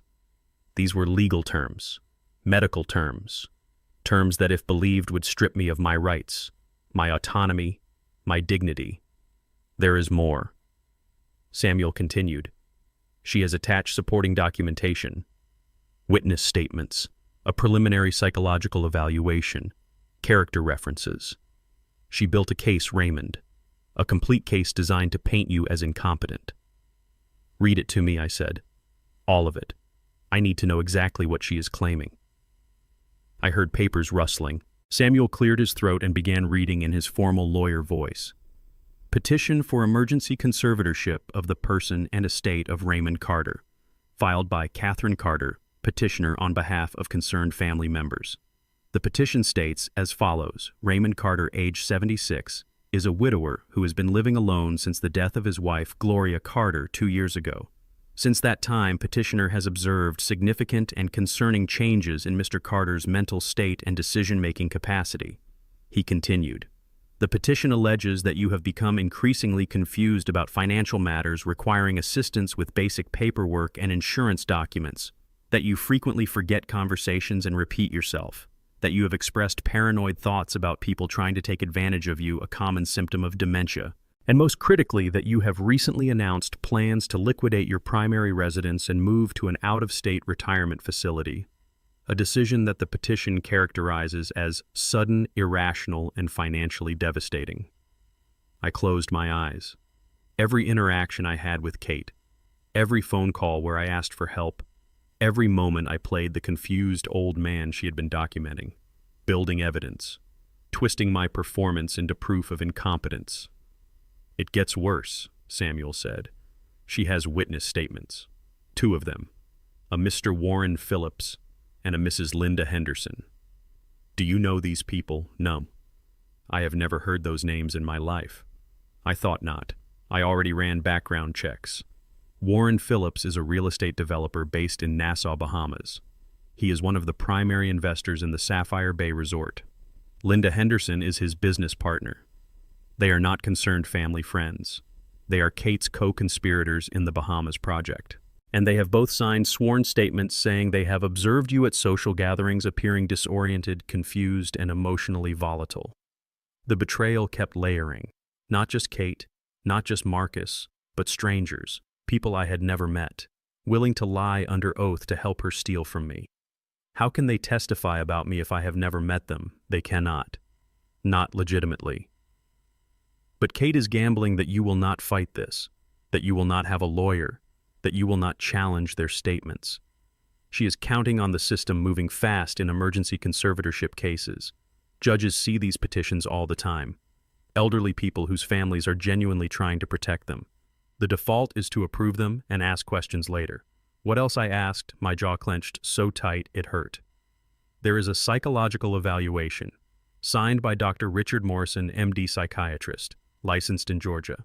He states that he had a consultation with you arranged by your concerned daughter-in-law, and that based on his professional observations, you exhibit clear signs of cognitive impairment, including memory loss, impaired executive function, and lack of insight into your condition.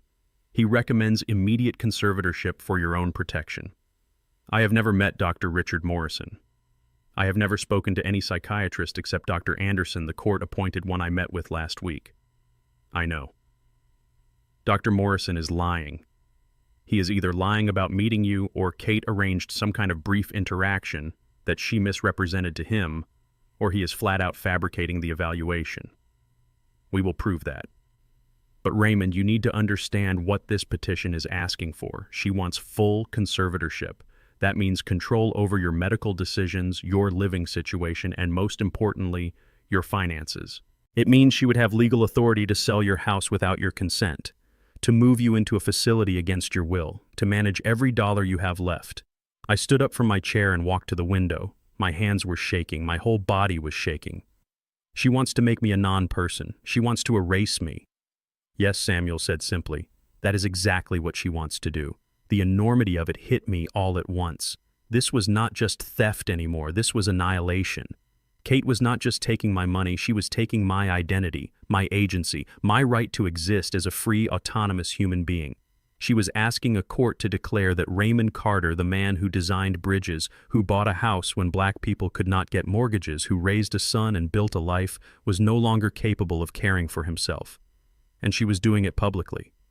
Filing court documents, making accusations on the record, telling the world that I was incompetent, that I was a confused old man who needed to be controlled for his own good. The humiliation burned through me like acid. I thought about my colleagues, my friends, my church community. They would hear about this. In a conservatorship case, there would be hearings, public proceedings, my name in court filings. People I had known for decades would learn that my own family claimed I had lost my mind. Samuel, my voice cracked. How do I fight this? She has a doctor. She has witnesses. She has documented evidence of me asking for help with paperwork. How do I prove I am not what she says I am? For the first time since the call started, I heard something different in Samuel's voice. Not anger, not concern. Something else. Something that sounded almost like satisfaction. Raymond listened to me very carefully. You are thinking about this wrong. We are not going to fight this. What? We are not going to fight the petition. We are going to welcome it. We are going to let her walk straight into the trap she built for herself. I turned away from the window. I do not understand. Kate thinks she is putting your competence on trial. What she has actually done is put her own actions under judicial scrutiny. She has voluntarily brought her management of your finances into a courtroom. She has asked a judge to examine whether you are making irrational decisions. That means the judge will look at your financial situation, at how your accounts have been managed, at who has had access to your money. She has opened the door for us to present every piece of evidence Diane has compiled. I started to understand. The financial records, the shell company, the Bahamas investment, the forged quarterly reports, the recording of her admitting she wants conservatorship to protect her investment, all of it. She thinks she's going to waltz into court, present her fake doctor's note and her lying witnesses, and a judge will rubber stamp her petition. What she is going to get instead is a full trial, with us presenting a counter case, with Diane testifying as an expert witness, with Dr. Anderson testifying that you are completely competent, and with that recording playing for the judge to hear. The pieces clicked into place. She gave us the battlefield, exactly. She chose the time and place. She chose to make this a legal matter instead of a private family issue. She chose to put everything on the record. It is the biggest tactical mistake she could have made. And it is exactly what we wanted her to do. I sat back down, my mind racing. So what happens now? Now we respond. I will file a formal answer to the petition denying all allegations. I will request a full evidentiary hearing, not an emergency ruling. I will argue that you are fully competent and that this petition is not filed in good faith but rather as an attempt to gain improper control of your assets. I will request that the court appoint an independent evaluator, which they already did with Dr. Anderson. And then we prepare for trial. When will that be? Emergency conservatorship hearings usually happen within 30 days. Given that we are going to oppose it and request a full hearing, I would estimate 4 to 6 weeks. That gives Diane time to finish her complete analysis, gives us time to depose Kate's fake witnesses, gives us time to subpoena Dr. Morrison's records and prove he never actually evaluated you. We use that time to build an airtight case. And what do I do during those 4 to 6 weeks? You live your life. You do not contact Kate or Marcus directly. If they try to talk to you, you refer them to me. You document everything. If anyone asks you about the petition, you tell them your lawyer is handling it. You stay calm, you stay strong, and you trust that we are going to win this. I took a deep breath, let it out slowly. The initial shock was fading, replaced by something harder, something colder. Samuel, I want her to pay, not just legally. I want her to feel what she tried to do to me. I want her to understand exactly what she has done. She will, Raymond, I promise you. When we are done, she is not just going to lose this conservatorship petition. She is going to face criminal charges, elder financial abuse, forgery if we can prove she faked any of those quarterly reports, fraud, perjury for filing false statements with the court. She is looking at serious prison time. And Marcus, depending on what he knew and when he knew it, he may be facing charges too. Marcus, my son.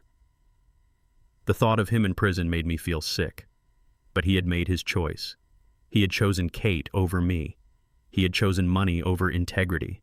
He had sat in my living room and listened to his wife plan to have me declared incompetent, and he had let it happen. Do what needs to be done, I said quietly. Whatever the consequences are, they brought them on themselves. Understood. Raymond, I am going to be honest with you. The next few weeks are going to be hard. This petition is going to become public knowledge. People are going to ask questions. Some people might believe Kate's accusations. You need to be prepared for that. I have dealt with people underestimating me my entire life, Samuel, because of my age, because of my race. This is just one more battle. That is the spirit. And Raymond, one more thing. Kate thinks she is fighting a confused old man who does not understand what is happening to him. She thinks she is the smartest person in the room. She has no idea what is about to hit her. No idea that we have been 3 steps ahead this whole time. The look on her face when she realizes what we have, when she hears that recording played in open court, when she understands that she walked into a trap of her own making, it is going to be something to see. I allowed myself a small, grim smile. I am looking forward to it. We hung up. I sat at my kitchen table for a long time, just breathing, processing. The petition was filed. The war was now official, public, on the legal record. Kate had made her move. She had revealed her hand. She had committed to a course of action she could not take back. And she had no idea that every weapon she tried to use against me was about to be turned back on her.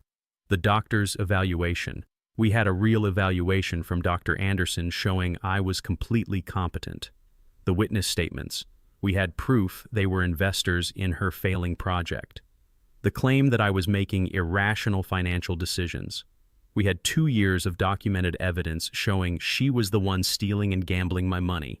She thought she was prosecuting me. What she had actually done was prosecute herself. And the jury in this case was going to be a judge who had no patience for elder abuse, a judge who would see through her lies, a judge who would deliver justice. I stood up and walked to the mantel.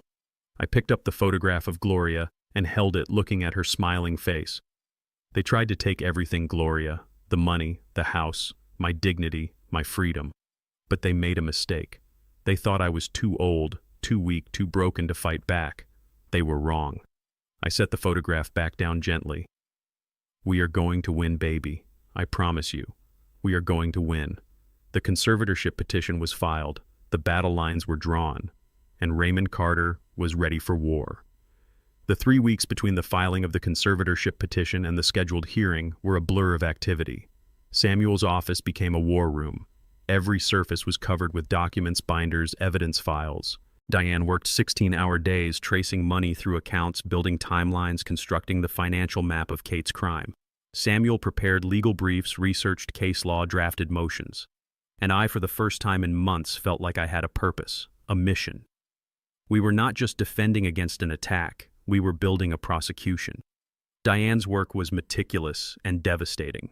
She created a report that was 300 pages long, bound in black covers, with tabs separating different sections: financial analysis, transaction history, corporate documents, asset liquidation timeline. Each section told part of the story. Together, they told the complete story of systematic theft.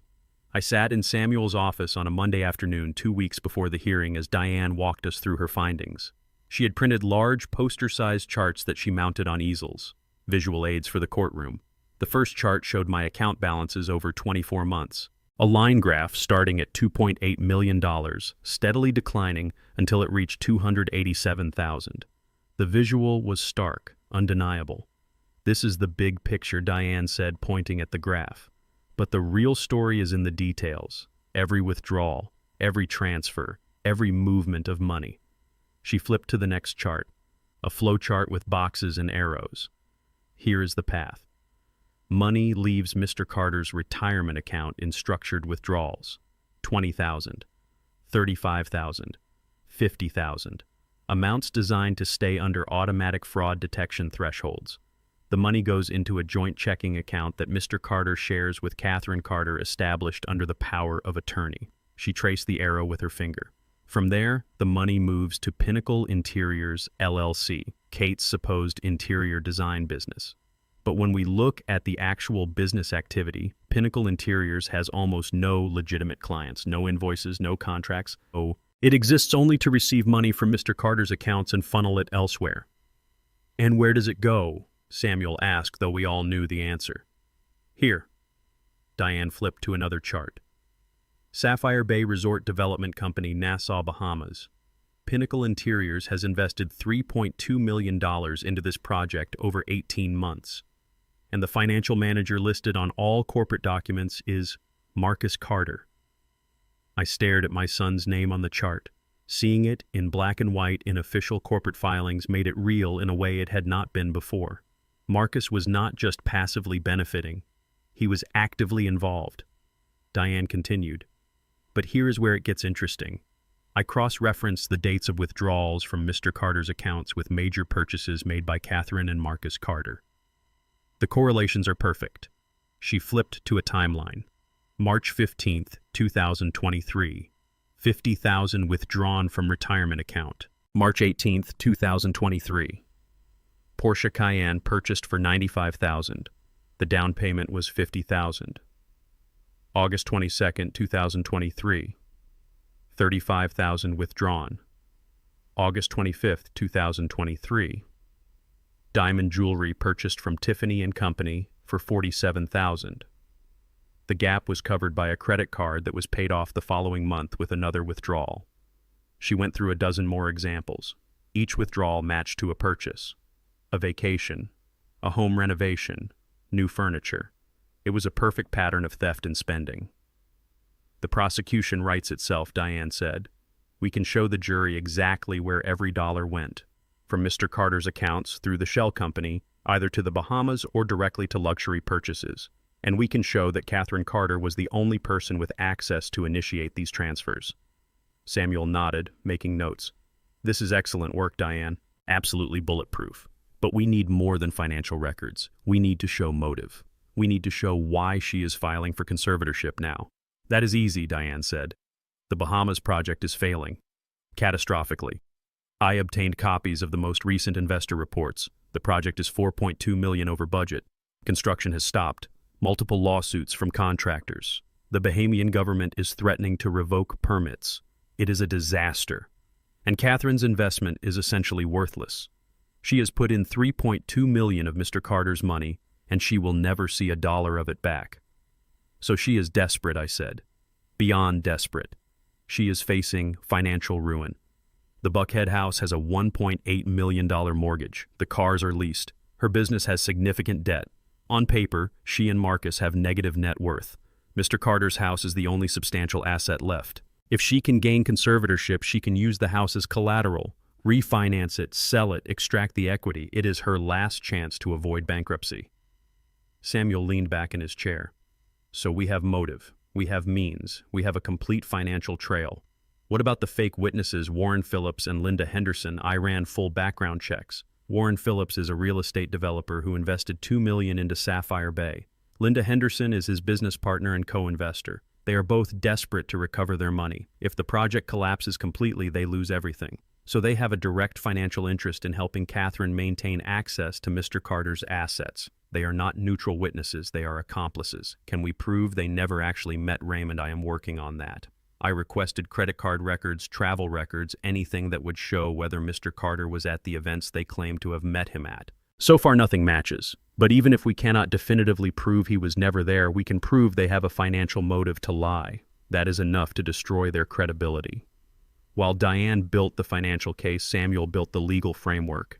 He spent days in the law library researching Georgia statutes on elder abuse, conservatorship, fraud, and fiduciary duty violations. He prepared cross-examination questions designed to trap Kate's witnesses in contradictions. He filed motions to compel the production of original bank documents, not the PDFs Kate had been sending me.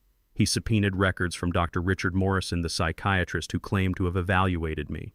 The Morrison subpoena is critical, Samuel explained. If he actually met with you and conducted an evaluation, there will be detailed notes. Test results. A formal diagnostic assessment. If he cannot produce those records, or if the records are thin and generic, we can prove the evaluation was a sham. And if we prove that his entire testimony becomes suspect. But the most important preparation was mine. The court had appointed an independent psychiatrist to evaluate my mental competence. Dr. Patricia Anderson. She was a well-respected neuropsychologist, 62 years old, black woman with silver hair and a kind but penetrating gaze. We met at her office in Midtown Atlanta on a Wednesday morning. Her office was warm and professional, bookshelves filled with medical texts, framed degrees on the wall, a comfortable leather chair for patients. She offered me coffee, which I accepted, and we sat across from each other. For the next 3 hours, she put me through a battery of cognitive tests, memory tests. She gave me lists of words to remember, then asked me to recall them 5 minutes later, 10 minutes later. I remembered them all. Pattern recognition tests. She showed me sequences of shapes and asked me to identify what came next. I got every one correct. Executive function tests. She gave me complex problems to solve, multi-step calculations, logical puzzles. I worked through them methodically, showing my reasoning at each step. Between the formal tests we talked. She asked about my life, my career, my education. I told her about growing up in Georgia in the 50s and 60s, about being one of the first black students at Georgia Tech, about facing discrimination in the engineering field and overcoming it, about the bridges I designed that still carry traffic across Atlanta. Tell me about your work, she said, leaning forward with genuine interest. What kind of projects did you work on? I felt my mind sharpen the way it always did when talking about engineering. I specialized in bridge design and water management systems. One of my proudest achievements was the renovation of the North Avenue Bridge in 1993. The original structure was built in 1957 and was showing significant stress fractures. We had to design a reinforcement system that would strengthen the bridge without disrupting traffic flow. It required complex calculations of load distribution, material stress, tolerance, and construction sequencing. I talked for 20 minutes describing technical details, mathematical formulas, engineering principles. Dr. Anderson listened intently, occasionally asking clarifying questions that showed she was following my explanations, even though she was not an engineer. When I finished, she sat back and made a note. Mr. Carter, I have conducted cognitive evaluations for 30 years. I have assessed hundreds of patients. What I have observed today is a man with exceptional mental acuity. Your memory is excellent. Your reasoning is clear and logical. Your ability to explain complex technical concepts demonstrates high-level executive function. There is no evidence of cognitive decline. None whatsoever. Relief washed over me. So you will testify to that I will do more than that. I will testify that the allegation of incompetence in the conservatorship petition is not just wrong, it is absurd. You are one of the most cognitively sound individuals I have evaluated this year. The idea that you cannot manage your own affairs is not supported by any medical evidence. What about the claim that I am making irrational financial decisions? The plan to sell my house. Dr. Anderson smiled slightly. From a psychological and financial planning perspective, downsizing in retirement is not only rational, it is often recommended. Reducing housing costs, eliminating maintenance burdens, and relocating to a more manageable living situation are all sound decisions for someone your age. There is nothing irrational about it. I left her office feeling lighter than I had in weeks. We had the medical evidence. Kate's claim that I was incompetent would be demolished by an independent expert with impeccable credentials. But the case was about to get even stronger. 3 days before the hearing on a Tuesday evening, my phone rang. Diane. Her voice was strange, excited but also horrified. Mr. Carter, I need you to come to Samuel's office. Right now. I found something. Something big. I drove to Auburn Avenue, my heart pounding. It was almost 8 p.m. The street was dark and quiet. Samuel's office lights were on. I climbed the stairs and found them both in the conference room documents spread across the table. Diane looked like she had been crying. Samuel's face was grim. What did you find? I asked. Diane took a breath. I was doing a final review of all insurance policies, life insurance, health insurance, everything, just making sure we had not missed anything. And I found a document I had not seen before, a life insurance policy in Gloria's name, $500,000 policy through Metropolitan Life, taken out in 2015. I know about that policy, I said. Gloria and I discussed it. The beneficiary was supposed to be an education trust for Jordan, for his college and medical school. That is correct, Diane said. The original beneficiary designation form from 2015 names the Jordan Carter Education Trust as the primary beneficiary. But Mr. Carter, there is an amended beneficiary form, filed 3 weeks before Gloria died. This amendment changes the beneficiary from the trust to Catherine Carter personally. The room went cold.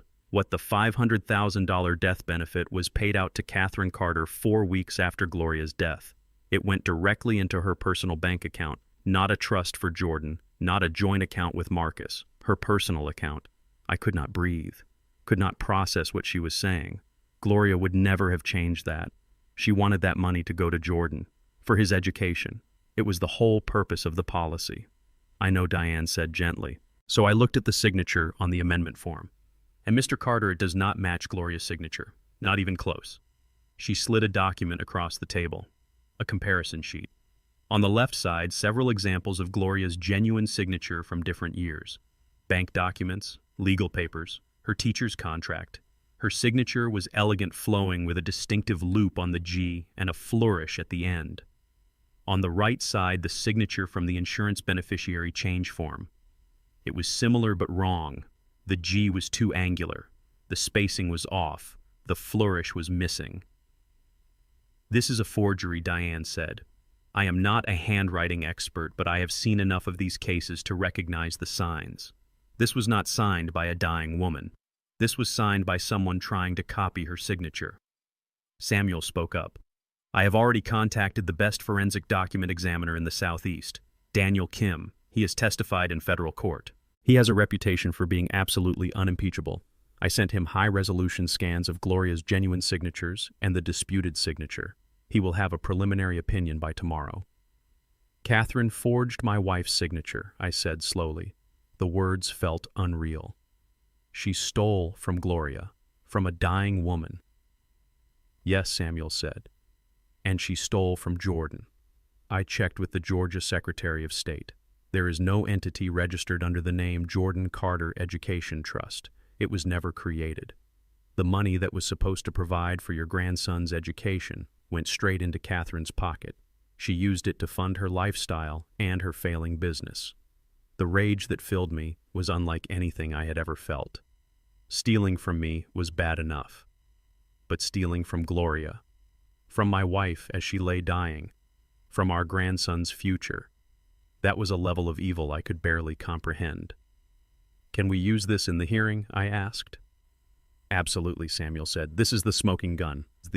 This proves Catherine is not just financially irresponsible. She is a criminal, a forger, someone who stole from her dying mother-in-law. When the judge hears this, when the judge sees the forged signature, there is no way Catherine walks out of that courtroom with conservatorship. She will be lucky if she walks out without being arrested. Diane pulled out another document. And we can prove financial harm. The $500,000 should have been held in trust for Jordan's benefit. Instead, it was deposited into Catherine's account on April 3rd, 2023. By April 30th, almost $200,000 of it had been transferred to Pinnacle Interiors and invested in the Bahamas project. She gambled away Jordan's college fund on a failing resort development. I sat down heavily. The weight of it all was crushing. For 2 years, I had thought Kate was helping me, supporting me through my grief, managing my finances so I did not have to worry. In reality, she had been systematically looting everything Gloria and I built, and she had started before Gloria was even buried.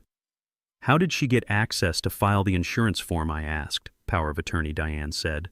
Once Gloria was in hospice and you signed that power of attorney giving Catherine authority to handle paperwork, she had access to everything. She could have walked into the hospice, told the staff she was handling Gloria's affairs, and obtained Gloria's signature on anything. Or more likely, she forged it at home and submitted it by mail. Insurance companies do not verify signatures closely, especially on beneficiary changes. Samuel put his hand on my shoulder. Raymond, I know this is painful, but this evidence changes everything. Catherine thought she was walking into a hearing about your competence. What she is actually walking into is a hearing about her criminal conduct. We are going to bury her. Wednesday morning, the day before the hearing, Samuel received Daniel Kim's report. I was at Samuel's office when the email came through. Samuel opened the PDF and read it aloud. After detailed forensic examination of the question signature on the Metropolitan Life Insurance Beneficiary Change Form, dated January 8, 2023, compared against known exemplars of Gloria Carter's genuine signature from 2010 through 2022. It is my expert opinion that the question signature is a simulation. The signature shows characteristics consistent with forgery, including slow-drawn strokes, pen lifts at unusual points, tremor inconsistent with the writer's genuine signature, and incorrect letter formation. The questioned signature was not executed by Gloria Carter. Signed, Daniel Kim, Certified Forensic Document Examiner. Samuel looked up at me, his eyes fierce. We have her. Diane's financial analysis. The recording. And now proven forgery. Kate is done.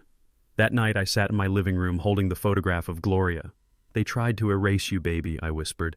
They tried to take what you wanted to leave for Jordan, but we found it. We found the truth. And tomorrow in that courtroom, everyone is going to know what she did. Everyone is going to know what you meant to me, what you meant to our family. She cannot steal that.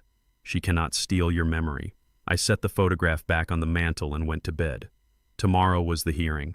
Tomorrow the war would reach its climax. And tomorrow, Catherine Carter would learn that stealing from Raymond Carter was the biggest mistake of her life. The Fulton County Superior Courthouse is the imposing building of granite and glass in downtown Atlanta. I had driven past it 1,000 times in my life, but never imagined I would walk through its doors as a respondent in a conservatorship case. Thursday morning, the day of the hearing, I dressed in my best suit, navy blue, white shirt, the tie Gloria gave me. I looked at myself in the mirror and barely recognized the man staring back. He looked older than I remembered, tired, but his eyes were clear, determined, ready. Samuel picked me up at 8:30. We drove in silence. There was nothing left to say. We had prepared for weeks. We had evidence. We had witnesses. We had truth. Now all we could do was present it and trust the system to deliver justice. The courtroom was on the 4th floor. Courtroom 4C, Judge Michelle Washington presiding. Samuel had researched her extensively. 62 years old, black woman, former prosecutor, appointed to the bench 12 years ago. Reputation for being tough but fair. No tolerance for dishonesty or abuse. She was exactly the judge we wanted. We entered the courtroom at 9:15. The space was smaller than I expected. Wood-paneled walls, rows of benches for observers, a raised platform for the judge, tables for the attorneys. Kate and Marcus were already there sitting at the petitioner's table with their lawyer. Kate wore a conservative navy dress, modest jewelry, her hair pulled back. She looked like the concerned daughter-in-law. the responsible caretaker. Marcus sat beside her in a dark suit, his hands folded on the table. He would not look at me. Their attorney was a man named Bradford Whitmore. Samuel had warned me about him. 60 years old, white, silver hair, expensive suit, one of the top family law attorneys in Atlanta. He had built his career representing wealthy families in estate disputes and conservatorship cases. He was smooth, persuasive, dangerous. We took our seats at the respondents' table. Samuel laid out his files with methodical precision. Diane sat in the row behind us, her laptop ready. Dr. Anderson was in the hallway waiting to be called. Everything was in place. At 9:30, the bailiff stood. All rise. The Honorable Judge Michelle Washington presiding. Judge Washington entered through a side door. She was a tall woman with silver-streaked hair pulled back in a bun. Reading glasses hung on a chain around her neck. She wore black robes and carried herself with an authority that filled the room. She took her seat at the bench and looked down at us. Please be seated. We are here today on the matter of the petition for conservatorship of Raymond Carter case number 24-0739. Mr. Whitmore, you filed the petition. You may begin. Whitmore stood. He moved to the center of the room with practiced ease. Thank you, Your Honor. This is a difficult case, a sad case, but a necessary one. My client, Catherine Carter, comes before this court not out of malice or greed, but out of genuine concern for her father-in-law, Raymond Carter, a man she loves and respects. He gestured toward me. Mr. Carter is 76 years old, a widower. He lost his beloved wife, Gloria, 2 years ago. Since that time, my client has observed significant and troubling changes in Mr. Carter's behavior and cognitive function. Confusion, memory loss, paranoid thinking, and most recently a sudden and irrational decision to liquidate his primary residence and move to an out-of-state retirement facility. Whitmore pulled out a folder. Your Honor, Mrs. Carter has been helping Mr. Carter manage his finances since his wife's death. She has acted with the utmost care and responsibility under a durable power of attorney. But recently, Mr. Carter has expressed a desire to sell his house, a house worth approximately $600,000, and move to Florida. This decision would leave him financially vulnerable and potentially homeless if the retirement facility were to fail or if his savings were exhausted. He paused for effect. Mrs. Carter believes, and expert testimony will support, that Mr. Carter is no longer capable of making sound financial decisions, that he requires protection. Not punishment, not control. Protection. And that is all this petition seeks. Whitmore called his first witness, Warren Phillips, a white man in his 50s, expensive suit, confident demeanor. He took the stand and was sworn in. Whitmore led him through preliminary questions, establishing his identity and background. Real estate developer, based in Nassau, known the Carter family for several years. Mr. Phillips, have you had occasion to interact with Raymond Carter socially? Yes, I have met him at several charity events and social gatherings organized by Marcus and Catherine Carter. And what did you observe about Mr. Carter's behavior at these events? Phillips leaned forward slightly, his expression concerned. I hate to say this, but Raymond seemed confused, disoriented. At a charity gala last September, I had a conversation with him and he could not remember that we had met twice before. He repeated himself several times, asked me the same questions multiple times. He seemed lost. Did this concern you? Very much so. I mentioned it to Catherine afterward. I told her I thought Raymond might need medical attention. Samuel did not cross-examine. He just made a note and let Phillips leave the stand. I knew why. We would destroy Phillips later with evidence that he had a financial motive to lie. No need to show our hand yet. The second witness was Linda Henderson. Similar testimony. Claimed to have met me at social events. Claimed I seemed emotionally volatile, unable to follow conversations, forgetful. It was all lies, but delivered with such conviction that if I did not know better, I might have believed it myself. Then Whitmore presented Dr. Morrison's report. He read excerpts aloud. Based on my consultation with Mr. Carter, I have serious concerns about his cognitive capacity. He exhibits signs consistent with early-stage dementia, memory impairment, poor executive function, lack of insight into his condition. I recommend immediate conservatorship for his protection. Whitmore concluded his case. Your Honor, the evidence is clear. Raymond Carter is a man in decline, a man who needs help. We ask this court to grant the petition for conservatorship so that Mrs. Carter can continue to protect him from making decisions that would endanger his well-being. Judge Washington made notes, then looked at Samuel. Mr. Brooks, you may present your response. Samuel stood. He did not move to the center of the room. He stayed at our table, his hand resting on a stack of files. When he spoke, his voice was calm, measured, but there was steel underneath. Your Honor, the petitioner has painted a picture of a confused old man who needs protection. That picture is a lie. What this case is really about is greed, theft, and a desperate attempt to cover up a crime by taking away Mr. Carter's rights. Whitmore started to object, but Judge Washington held up her hand. I will hear you out, Mr. Brooks. But I expect you to back up those allegations with evidence. I will, Your Honor. I will. Samuel turned to the courtroom doors. I call Dr. Patricia Anderson. Dr. Anderson entered. She walked to the witness stand with quiet confidence. She was sworn in and took her seat. Samuel approached her with a copy of her evaluation report. Dr. Anderson, you are a licensed neuropsychologist? Yes. Board certified. I have been practicing for 30 years, and the court appointed you to conduct an independent evaluation of Mr. Carter's cognitive function. That is correct. What did you find? Dr. Anderson opened her own copy of the report. I conducted a comprehensive evaluation, including memory tests, executive function assessments, and clinical interviews. My findings are that Mr. Raymond Carter has exceptional cognitive function for a man his age or any age. His memory is excellent. His reasoning is clear and logical. His ability to explain complex technical concepts demonstrates high-level intellectual capacity. Samuel let that hang in the air. So the claim that he has dementia or cognitive decline is not supported by any evidence. None. Mr. Carter scored in the 95th percentile on every test I administered. To put that in perspective, he outperformed 95% of the general population, including people decades younger. What about the claim that his decision to sell his house is irrational? Dr. Anderson shook her head. Downsizing in retirement is a common and financially sound decision. It reduces housing costs and maintenance burdens. There is nothing irrational about it. In fact, Mr. Carter explained his reasoning to me in detail, and it was entirely logical. In your expert opinion, does Raymond Carter need a conservator? Absolutely not. He is fully capable of managing his own affairs. Appointing a conservator would be inappropriate and harmful. Whitmore tried to cross-examine. He asked if Dr. Anderson had reviewed Dr. Morrison's evaluation. She said she had not been provided one. Whitmore asked if it was possible for cognitive decline to manifest in ways that do not show up on formal tests. Dr. Anderson calmly explained that while some conditions can be subtle, the tests she administered were specifically designed to detect even early signs of impairment, and there were none. Whitmore sat down, his confidence shaken. Judge Washington made more notes. Then Samuel called Diane Foster. Diane took the stand. Samuel wheeled in a large presentation screen. Ms. Foster, you are a forensic accountant. Yes.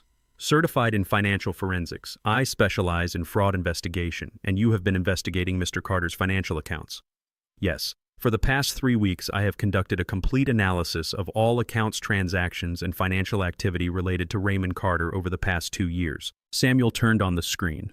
A flowchart appeared, the same one from Diane's office, large enough for everyone in the courtroom to see clearly.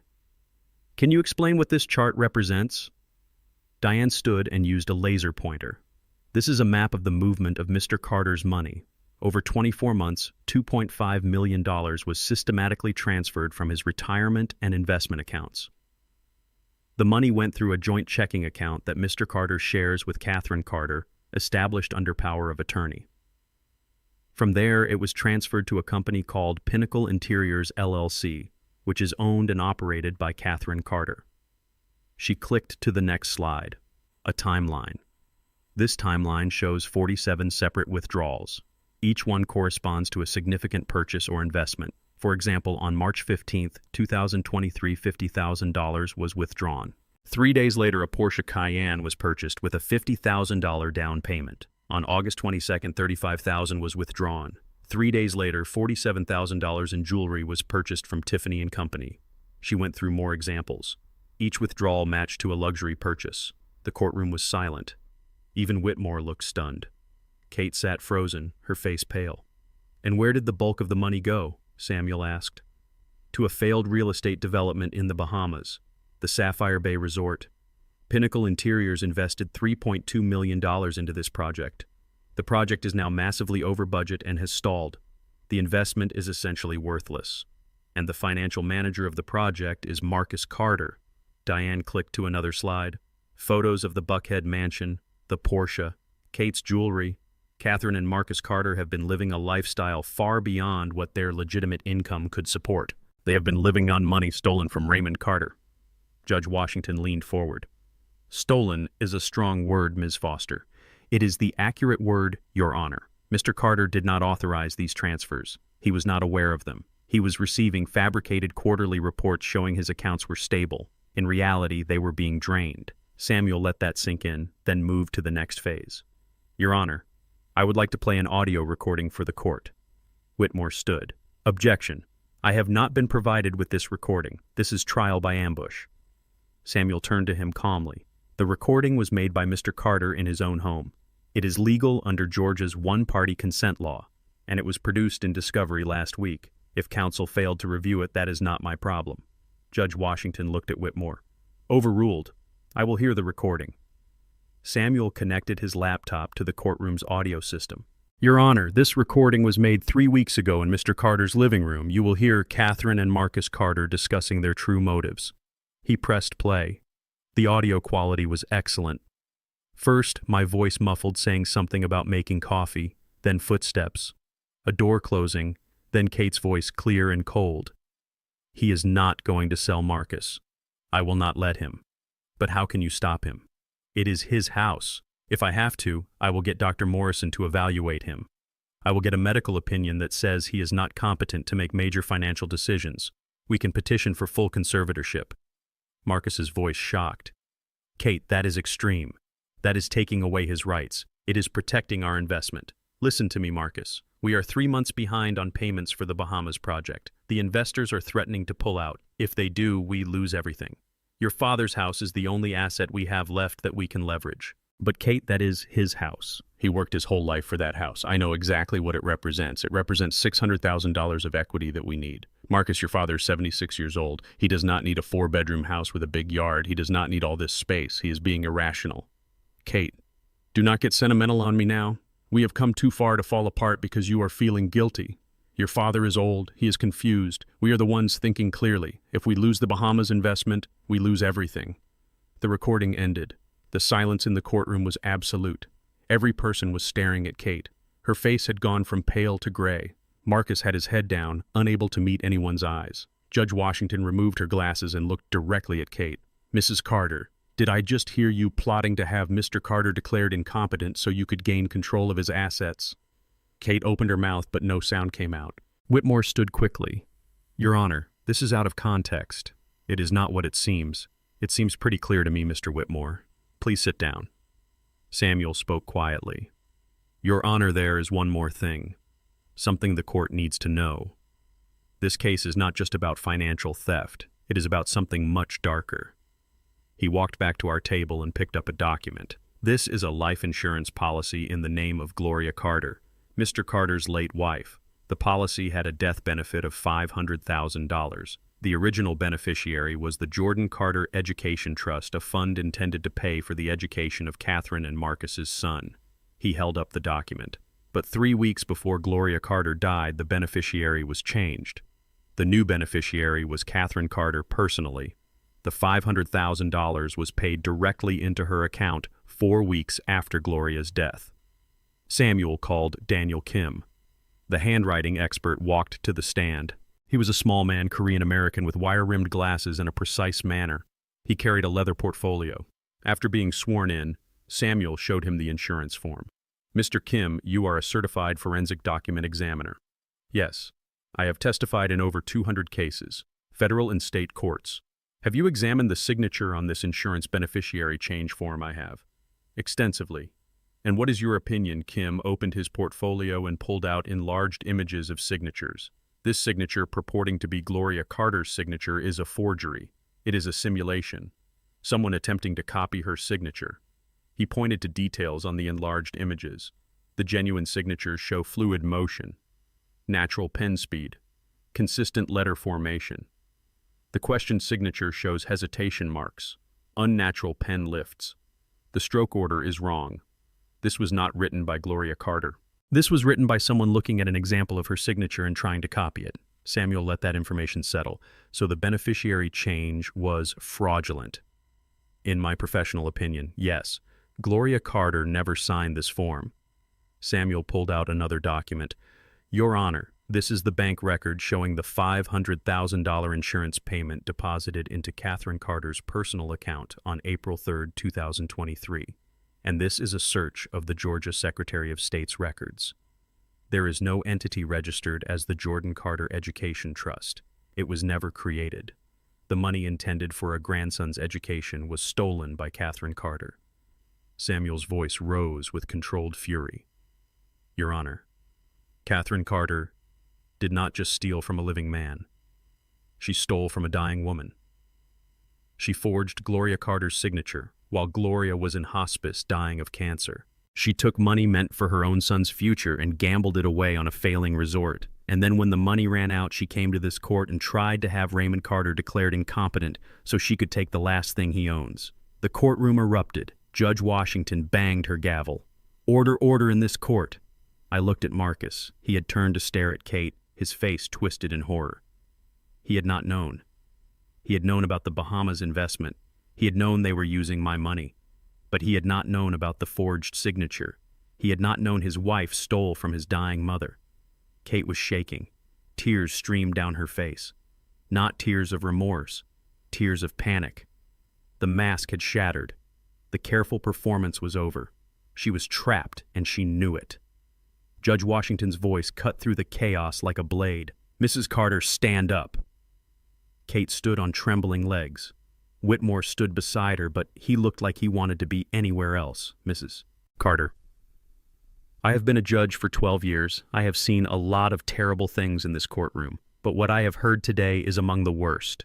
You did not file this petition out of concern for your father-in-law. You filed it to cover up a massive theft, to maintain access to assets you have been systematically stealing. Judge Washington looked down at her notes. The petition for conservatorship is denied. Denied completely and unequivocally. Raymond Carter is fully competent. This petition was filed in bad faith.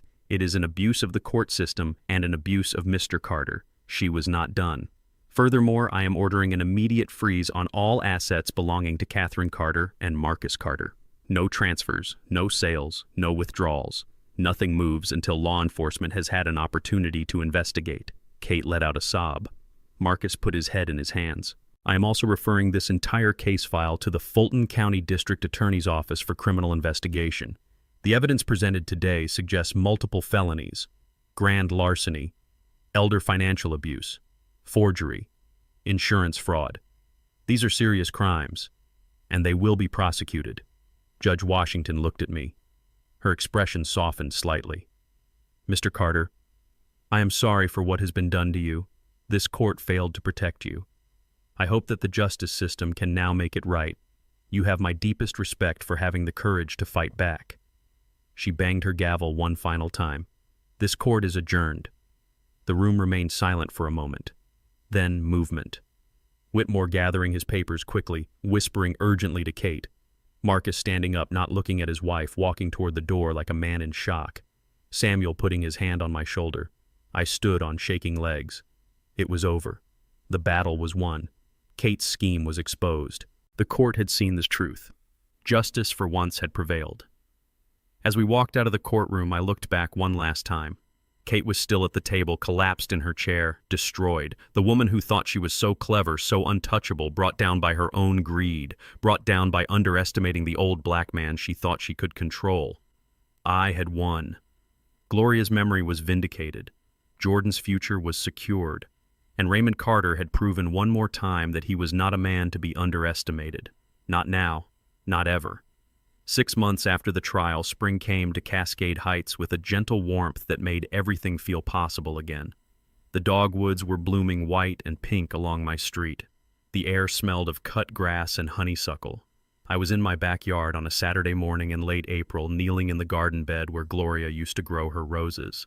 My knees protested the position, reminding me that 76 years takes a toll on the body, but I did not care.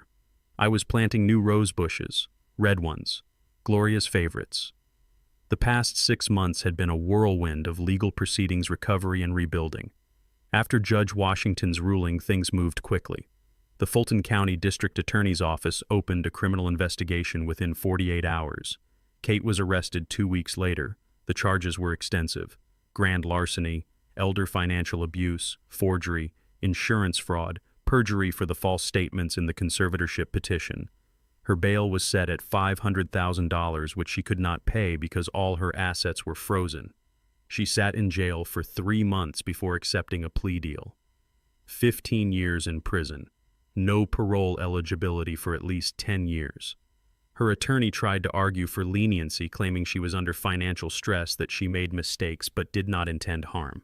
The prosecutor, a sharp young black woman named Angela Davis, shut that down immediately. She played the recording in open court. She showed the forged insurance document.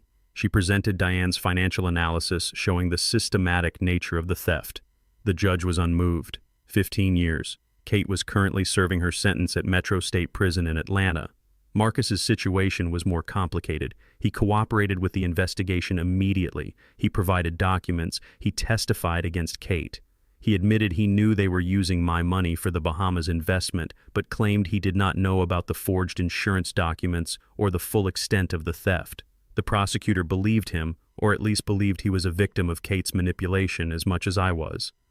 He was charged with conspiracy to commit financial fraud, but was offered a deal: 3 years supervised probation, community service, full restitution of any money he personally benefited from. He took the deal. He also filed for divorce. The proceedings were quick and brutal. Kate signed the papers from prison. They had nothing left to fight over. The Buckhead mansion was foreclosed. The cars were repossessed. The jewelry was seized as evidence. Everything they had built on stolen money was gone. I had not spoken to Marcus since the trial. He tried to call me twice, left voicemails. I could not bring myself to listen to them. Samuel said Marcus wanted to apologize, wanted to explain, but I was not ready. Maybe I would never be ready. He was still my son. I still loved him. But he had chosen Kate over me. He had sat in my living room and let her plot to take away my freedom. That betrayal cut deeper than the stolen money. But there was one person from that wreckage who mattered more than anything. Jordan, my grandson, 16 years old. He had been living with me since Marcus lost the Buckhead house. At first it was temporary, a place to stay while Marcus figured things out. But as the weeks turned to months, it became clear this was where Jordan belonged. With me. In the house his grandparents built, learning the stories of where he came from. Jordan was a good kid, smart, kind. He looked like Marcus, but had Gloria's gentle spirit. He was dealing with his own trauma. His mother was in prison. His father was disgraced. His whole life had been turned upside down. But he was resilient. He went to school, made good grades, talked to a therapist twice a week, and slowly he was healing. I heard the back door open and turned to see him walking across the yard. He wore jeans and a Morehouse College t-shirt, a school he dreamed of attending.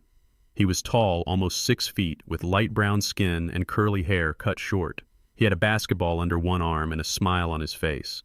"Grandpa, you need help with those roses?" he asked, setting the basketball down. "I would not say no to a strong back," I replied, standing up slowly. My knees cracked in protest.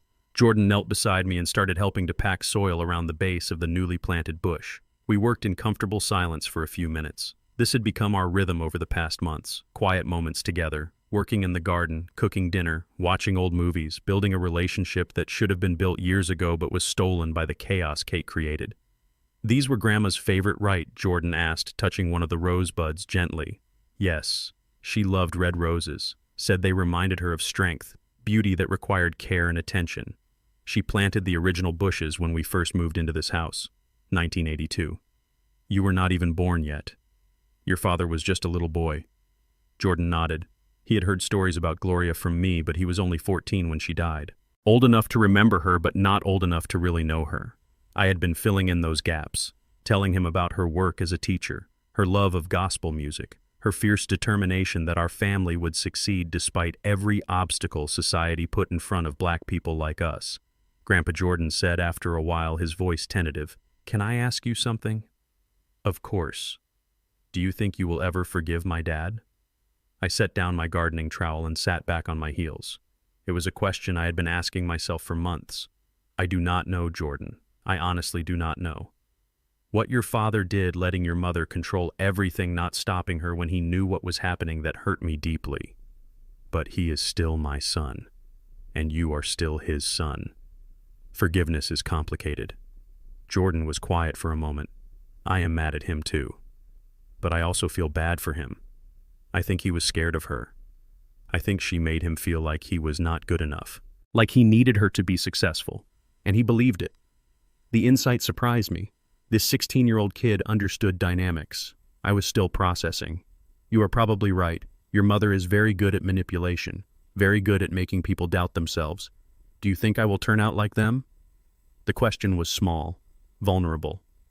I turned to face him fully. Jordan, listen to me. You are not your parents. You are your own person. You have your grandmother's kindness and your grandfather's determination. You have a good heart. What happened to your parents, that was their choice, their failure, not yours. You get to choose who you become, and from what I see, you are choosing to be a good man.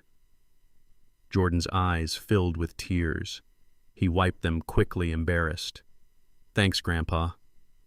Come on, I said, standing up and brushing dirt from my knees. I have something I want to show you. Inside. We walked into the house. Jordan washed his hands at the kitchen sink while I went to my bedroom. From the closet, I pulled out a large envelope. Official-looking, legal documents inside. I had been waiting for the right moment to give this to Jordan. Today felt right. We sat at the kitchen table. The same table where Gloria used to grade papers. The same table where Kate had sat and lied to my face. But those ghosts were fading. This table was becoming something new. A place where Jordan and I ate breakfast together, where he did homework, where we talked about his future. I slid the envelope across to him. Open it. Jordan looked at me with curiosity, then carefully opened the envelope. He pulled out the documents inside and started reading. His eyes went wide. What is this that I said is the Jordan Carter Educational Trust, officially registered with the state of Georgia, set up by your grandmother Gloria before she died. She wanted to make sure you had money for college, for medical school, for whatever education you needed to build the life you wanted. Jordan flipped through the pages. Trust documents, bank statements, investment accounts. Grandpa, this says there is $700,000 in here. That is correct. $500,000 from your grandmother's life insurance policy, the policy your mother stole. The money has been recovered through the legal proceedings and placed in the trust where it was always meant to be. And I added $200,000 more from the money I was able to recover from the various accounts. Consider it my contribution to your future. Jordan stared at the papers, his hands shaking. $700,000. Grandpa, I can go to any college I want. I can go to medical school. I can become a doctor like Grandma always talked about. That is exactly what your grandmother wanted. She worked her whole life as a teacher, investing in other people's children. But her greatest investment was always supposed to be you. Your mother tried to take that, but we got it back. Every penny. And now it is yours, protected. No one can touch it but you. Jordan set the papers down and came around the table. He wrapped his arms around me in a tight hug. His shoulders shook as he cried, not tears of sadness, tears of relief, of hope, of a future that had been stolen and was now restored. Thank you, he whispered. Thank you for fighting for this, for fighting for me. I held my grandson and felt something break open in my chest. All the pain of the past 2 years, all the betrayal and anger and loss. It was still there. But alongside it now was something else, something that felt like healing, like purpose restored. Your grandmother and I built this for you, I said. We wanted you to have opportunities we did not have. We wanted you to become whatever you dreamed of becoming, a doctor, a lawyer, an engineer, like me, whatever called to you. That is what this money represents, freedom, possibility, the chance to break the limitations that were put on us and build something even greater. Jordan pulled back, wiping his eyes. I want to be a doctor, a pediatrician. I want to work in communities like Cascade Heights, help kids who look like me, kids whose families do not have money for good health care. I want to give back. I smiled. Your grandmother would be so proud. I am so proud. We spent the next hour going through the trust documents. I explained how the money was invested, how he could access it for educational expenses, how it would be managed until he turned 21 and gained full control. Samuel had set everything up perfectly, protected, legal, unbreakable. That evening after Jordan went to his room to call his friends and share the news, I walked back out to the garden. The sun was setting, painting the sky in shades of orange and purple. The newly planted roses stood in neat rows, their buds not yet open, but full of promise. In a few weeks they would bloom, red and beautiful and strong, just like Gloria. I thought about everything that had happened, the theft, the betrayal, the fight, the victory. 6 months ago, I was sitting in a courtroom listening to my daughter-in-law try to have me declared incompetent. Today I was standing in my garden having just secured my grandson's future. The journey from that courtroom to this garden felt impossible, but we had made it. I thought about the generations before me, my parents who owned nothing, who worked their whole lives and died with almost nothing to show for it because the system was designed to keep black people from accumulating wealth. I thought about Gloria and me fighting to buy this house when banks did not want to give mortgages to black families, working twice as hard to prove we deserved what white families took for granted, saving every dollar, investing carefully, building something real.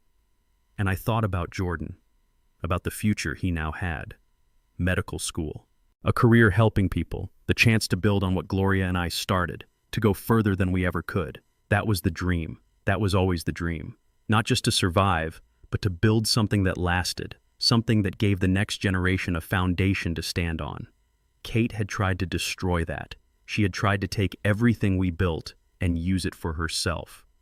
She had seen our family's wealth and decided she deserved it more than we did. Maybe she thought the old black man would never figure it out.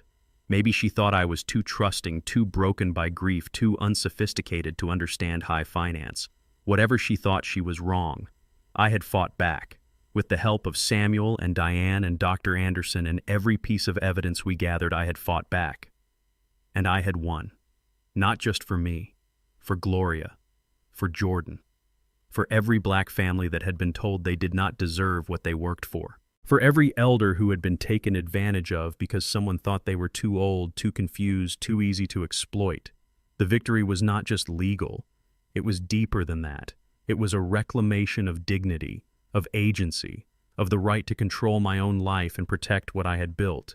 Kate had tried to erase me, to turn me into a non-person, a ward of the court, someone whose decisions did not matter.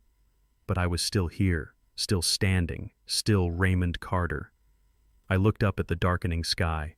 Somewhere up there, I like to think Gloria was watching, smiling, proud of the fight I put up, proud that Jordan's future was secure, proud that her legacy lived on. "I did it, baby," I whispered to the evening air. I kept my promise. Our grandson is going to be okay. He is going to have the future you dreamed for him. The money you set aside, it is his now. Safe, protected, and he is going to do something beautiful with it, just like you always believed he would. A breeze moved through the garden, rustling the leaves of the rose bushes. I chose to believe it was her answer, her way of saying she knew, that she was at peace. I walked back into the house. Jordan was in the living room on the phone with someone, his voice excited as he talked about college plans. The sound filled the empty spaces, made the house feel like a home again.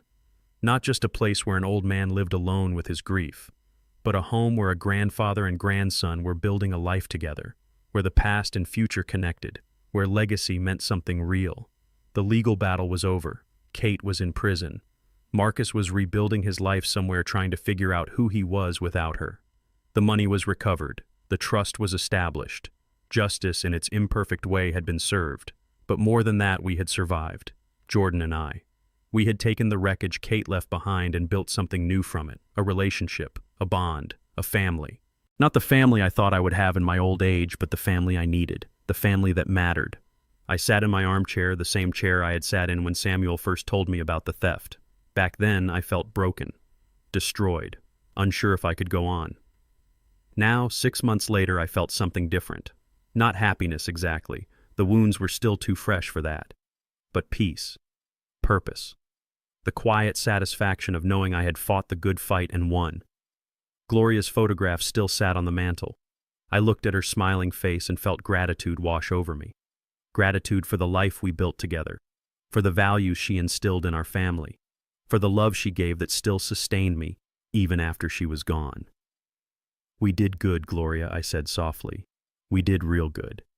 And in the gathering darkness of my living room, with my grandson's voice drifting in from the next room and the scent of roses coming through the open window, I finally allowed myself to believe it.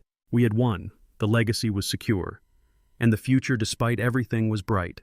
The battle was over. The healing had begun. And Raymond Carter, 76 years old, retired civil engineer survivor, was still standing, still here, still victorious. And that was enough. This story teaches us that betrayal often wears a familiar face and greed knows no boundaries, not of race, family, or love. Raymond's victory came not from anger, but from strategic patience and the courage to let facts speak louder than emotion. In a society where elderly Black Americans are disproportionately targeted for financial exploitation, his fight represents more than personal justice.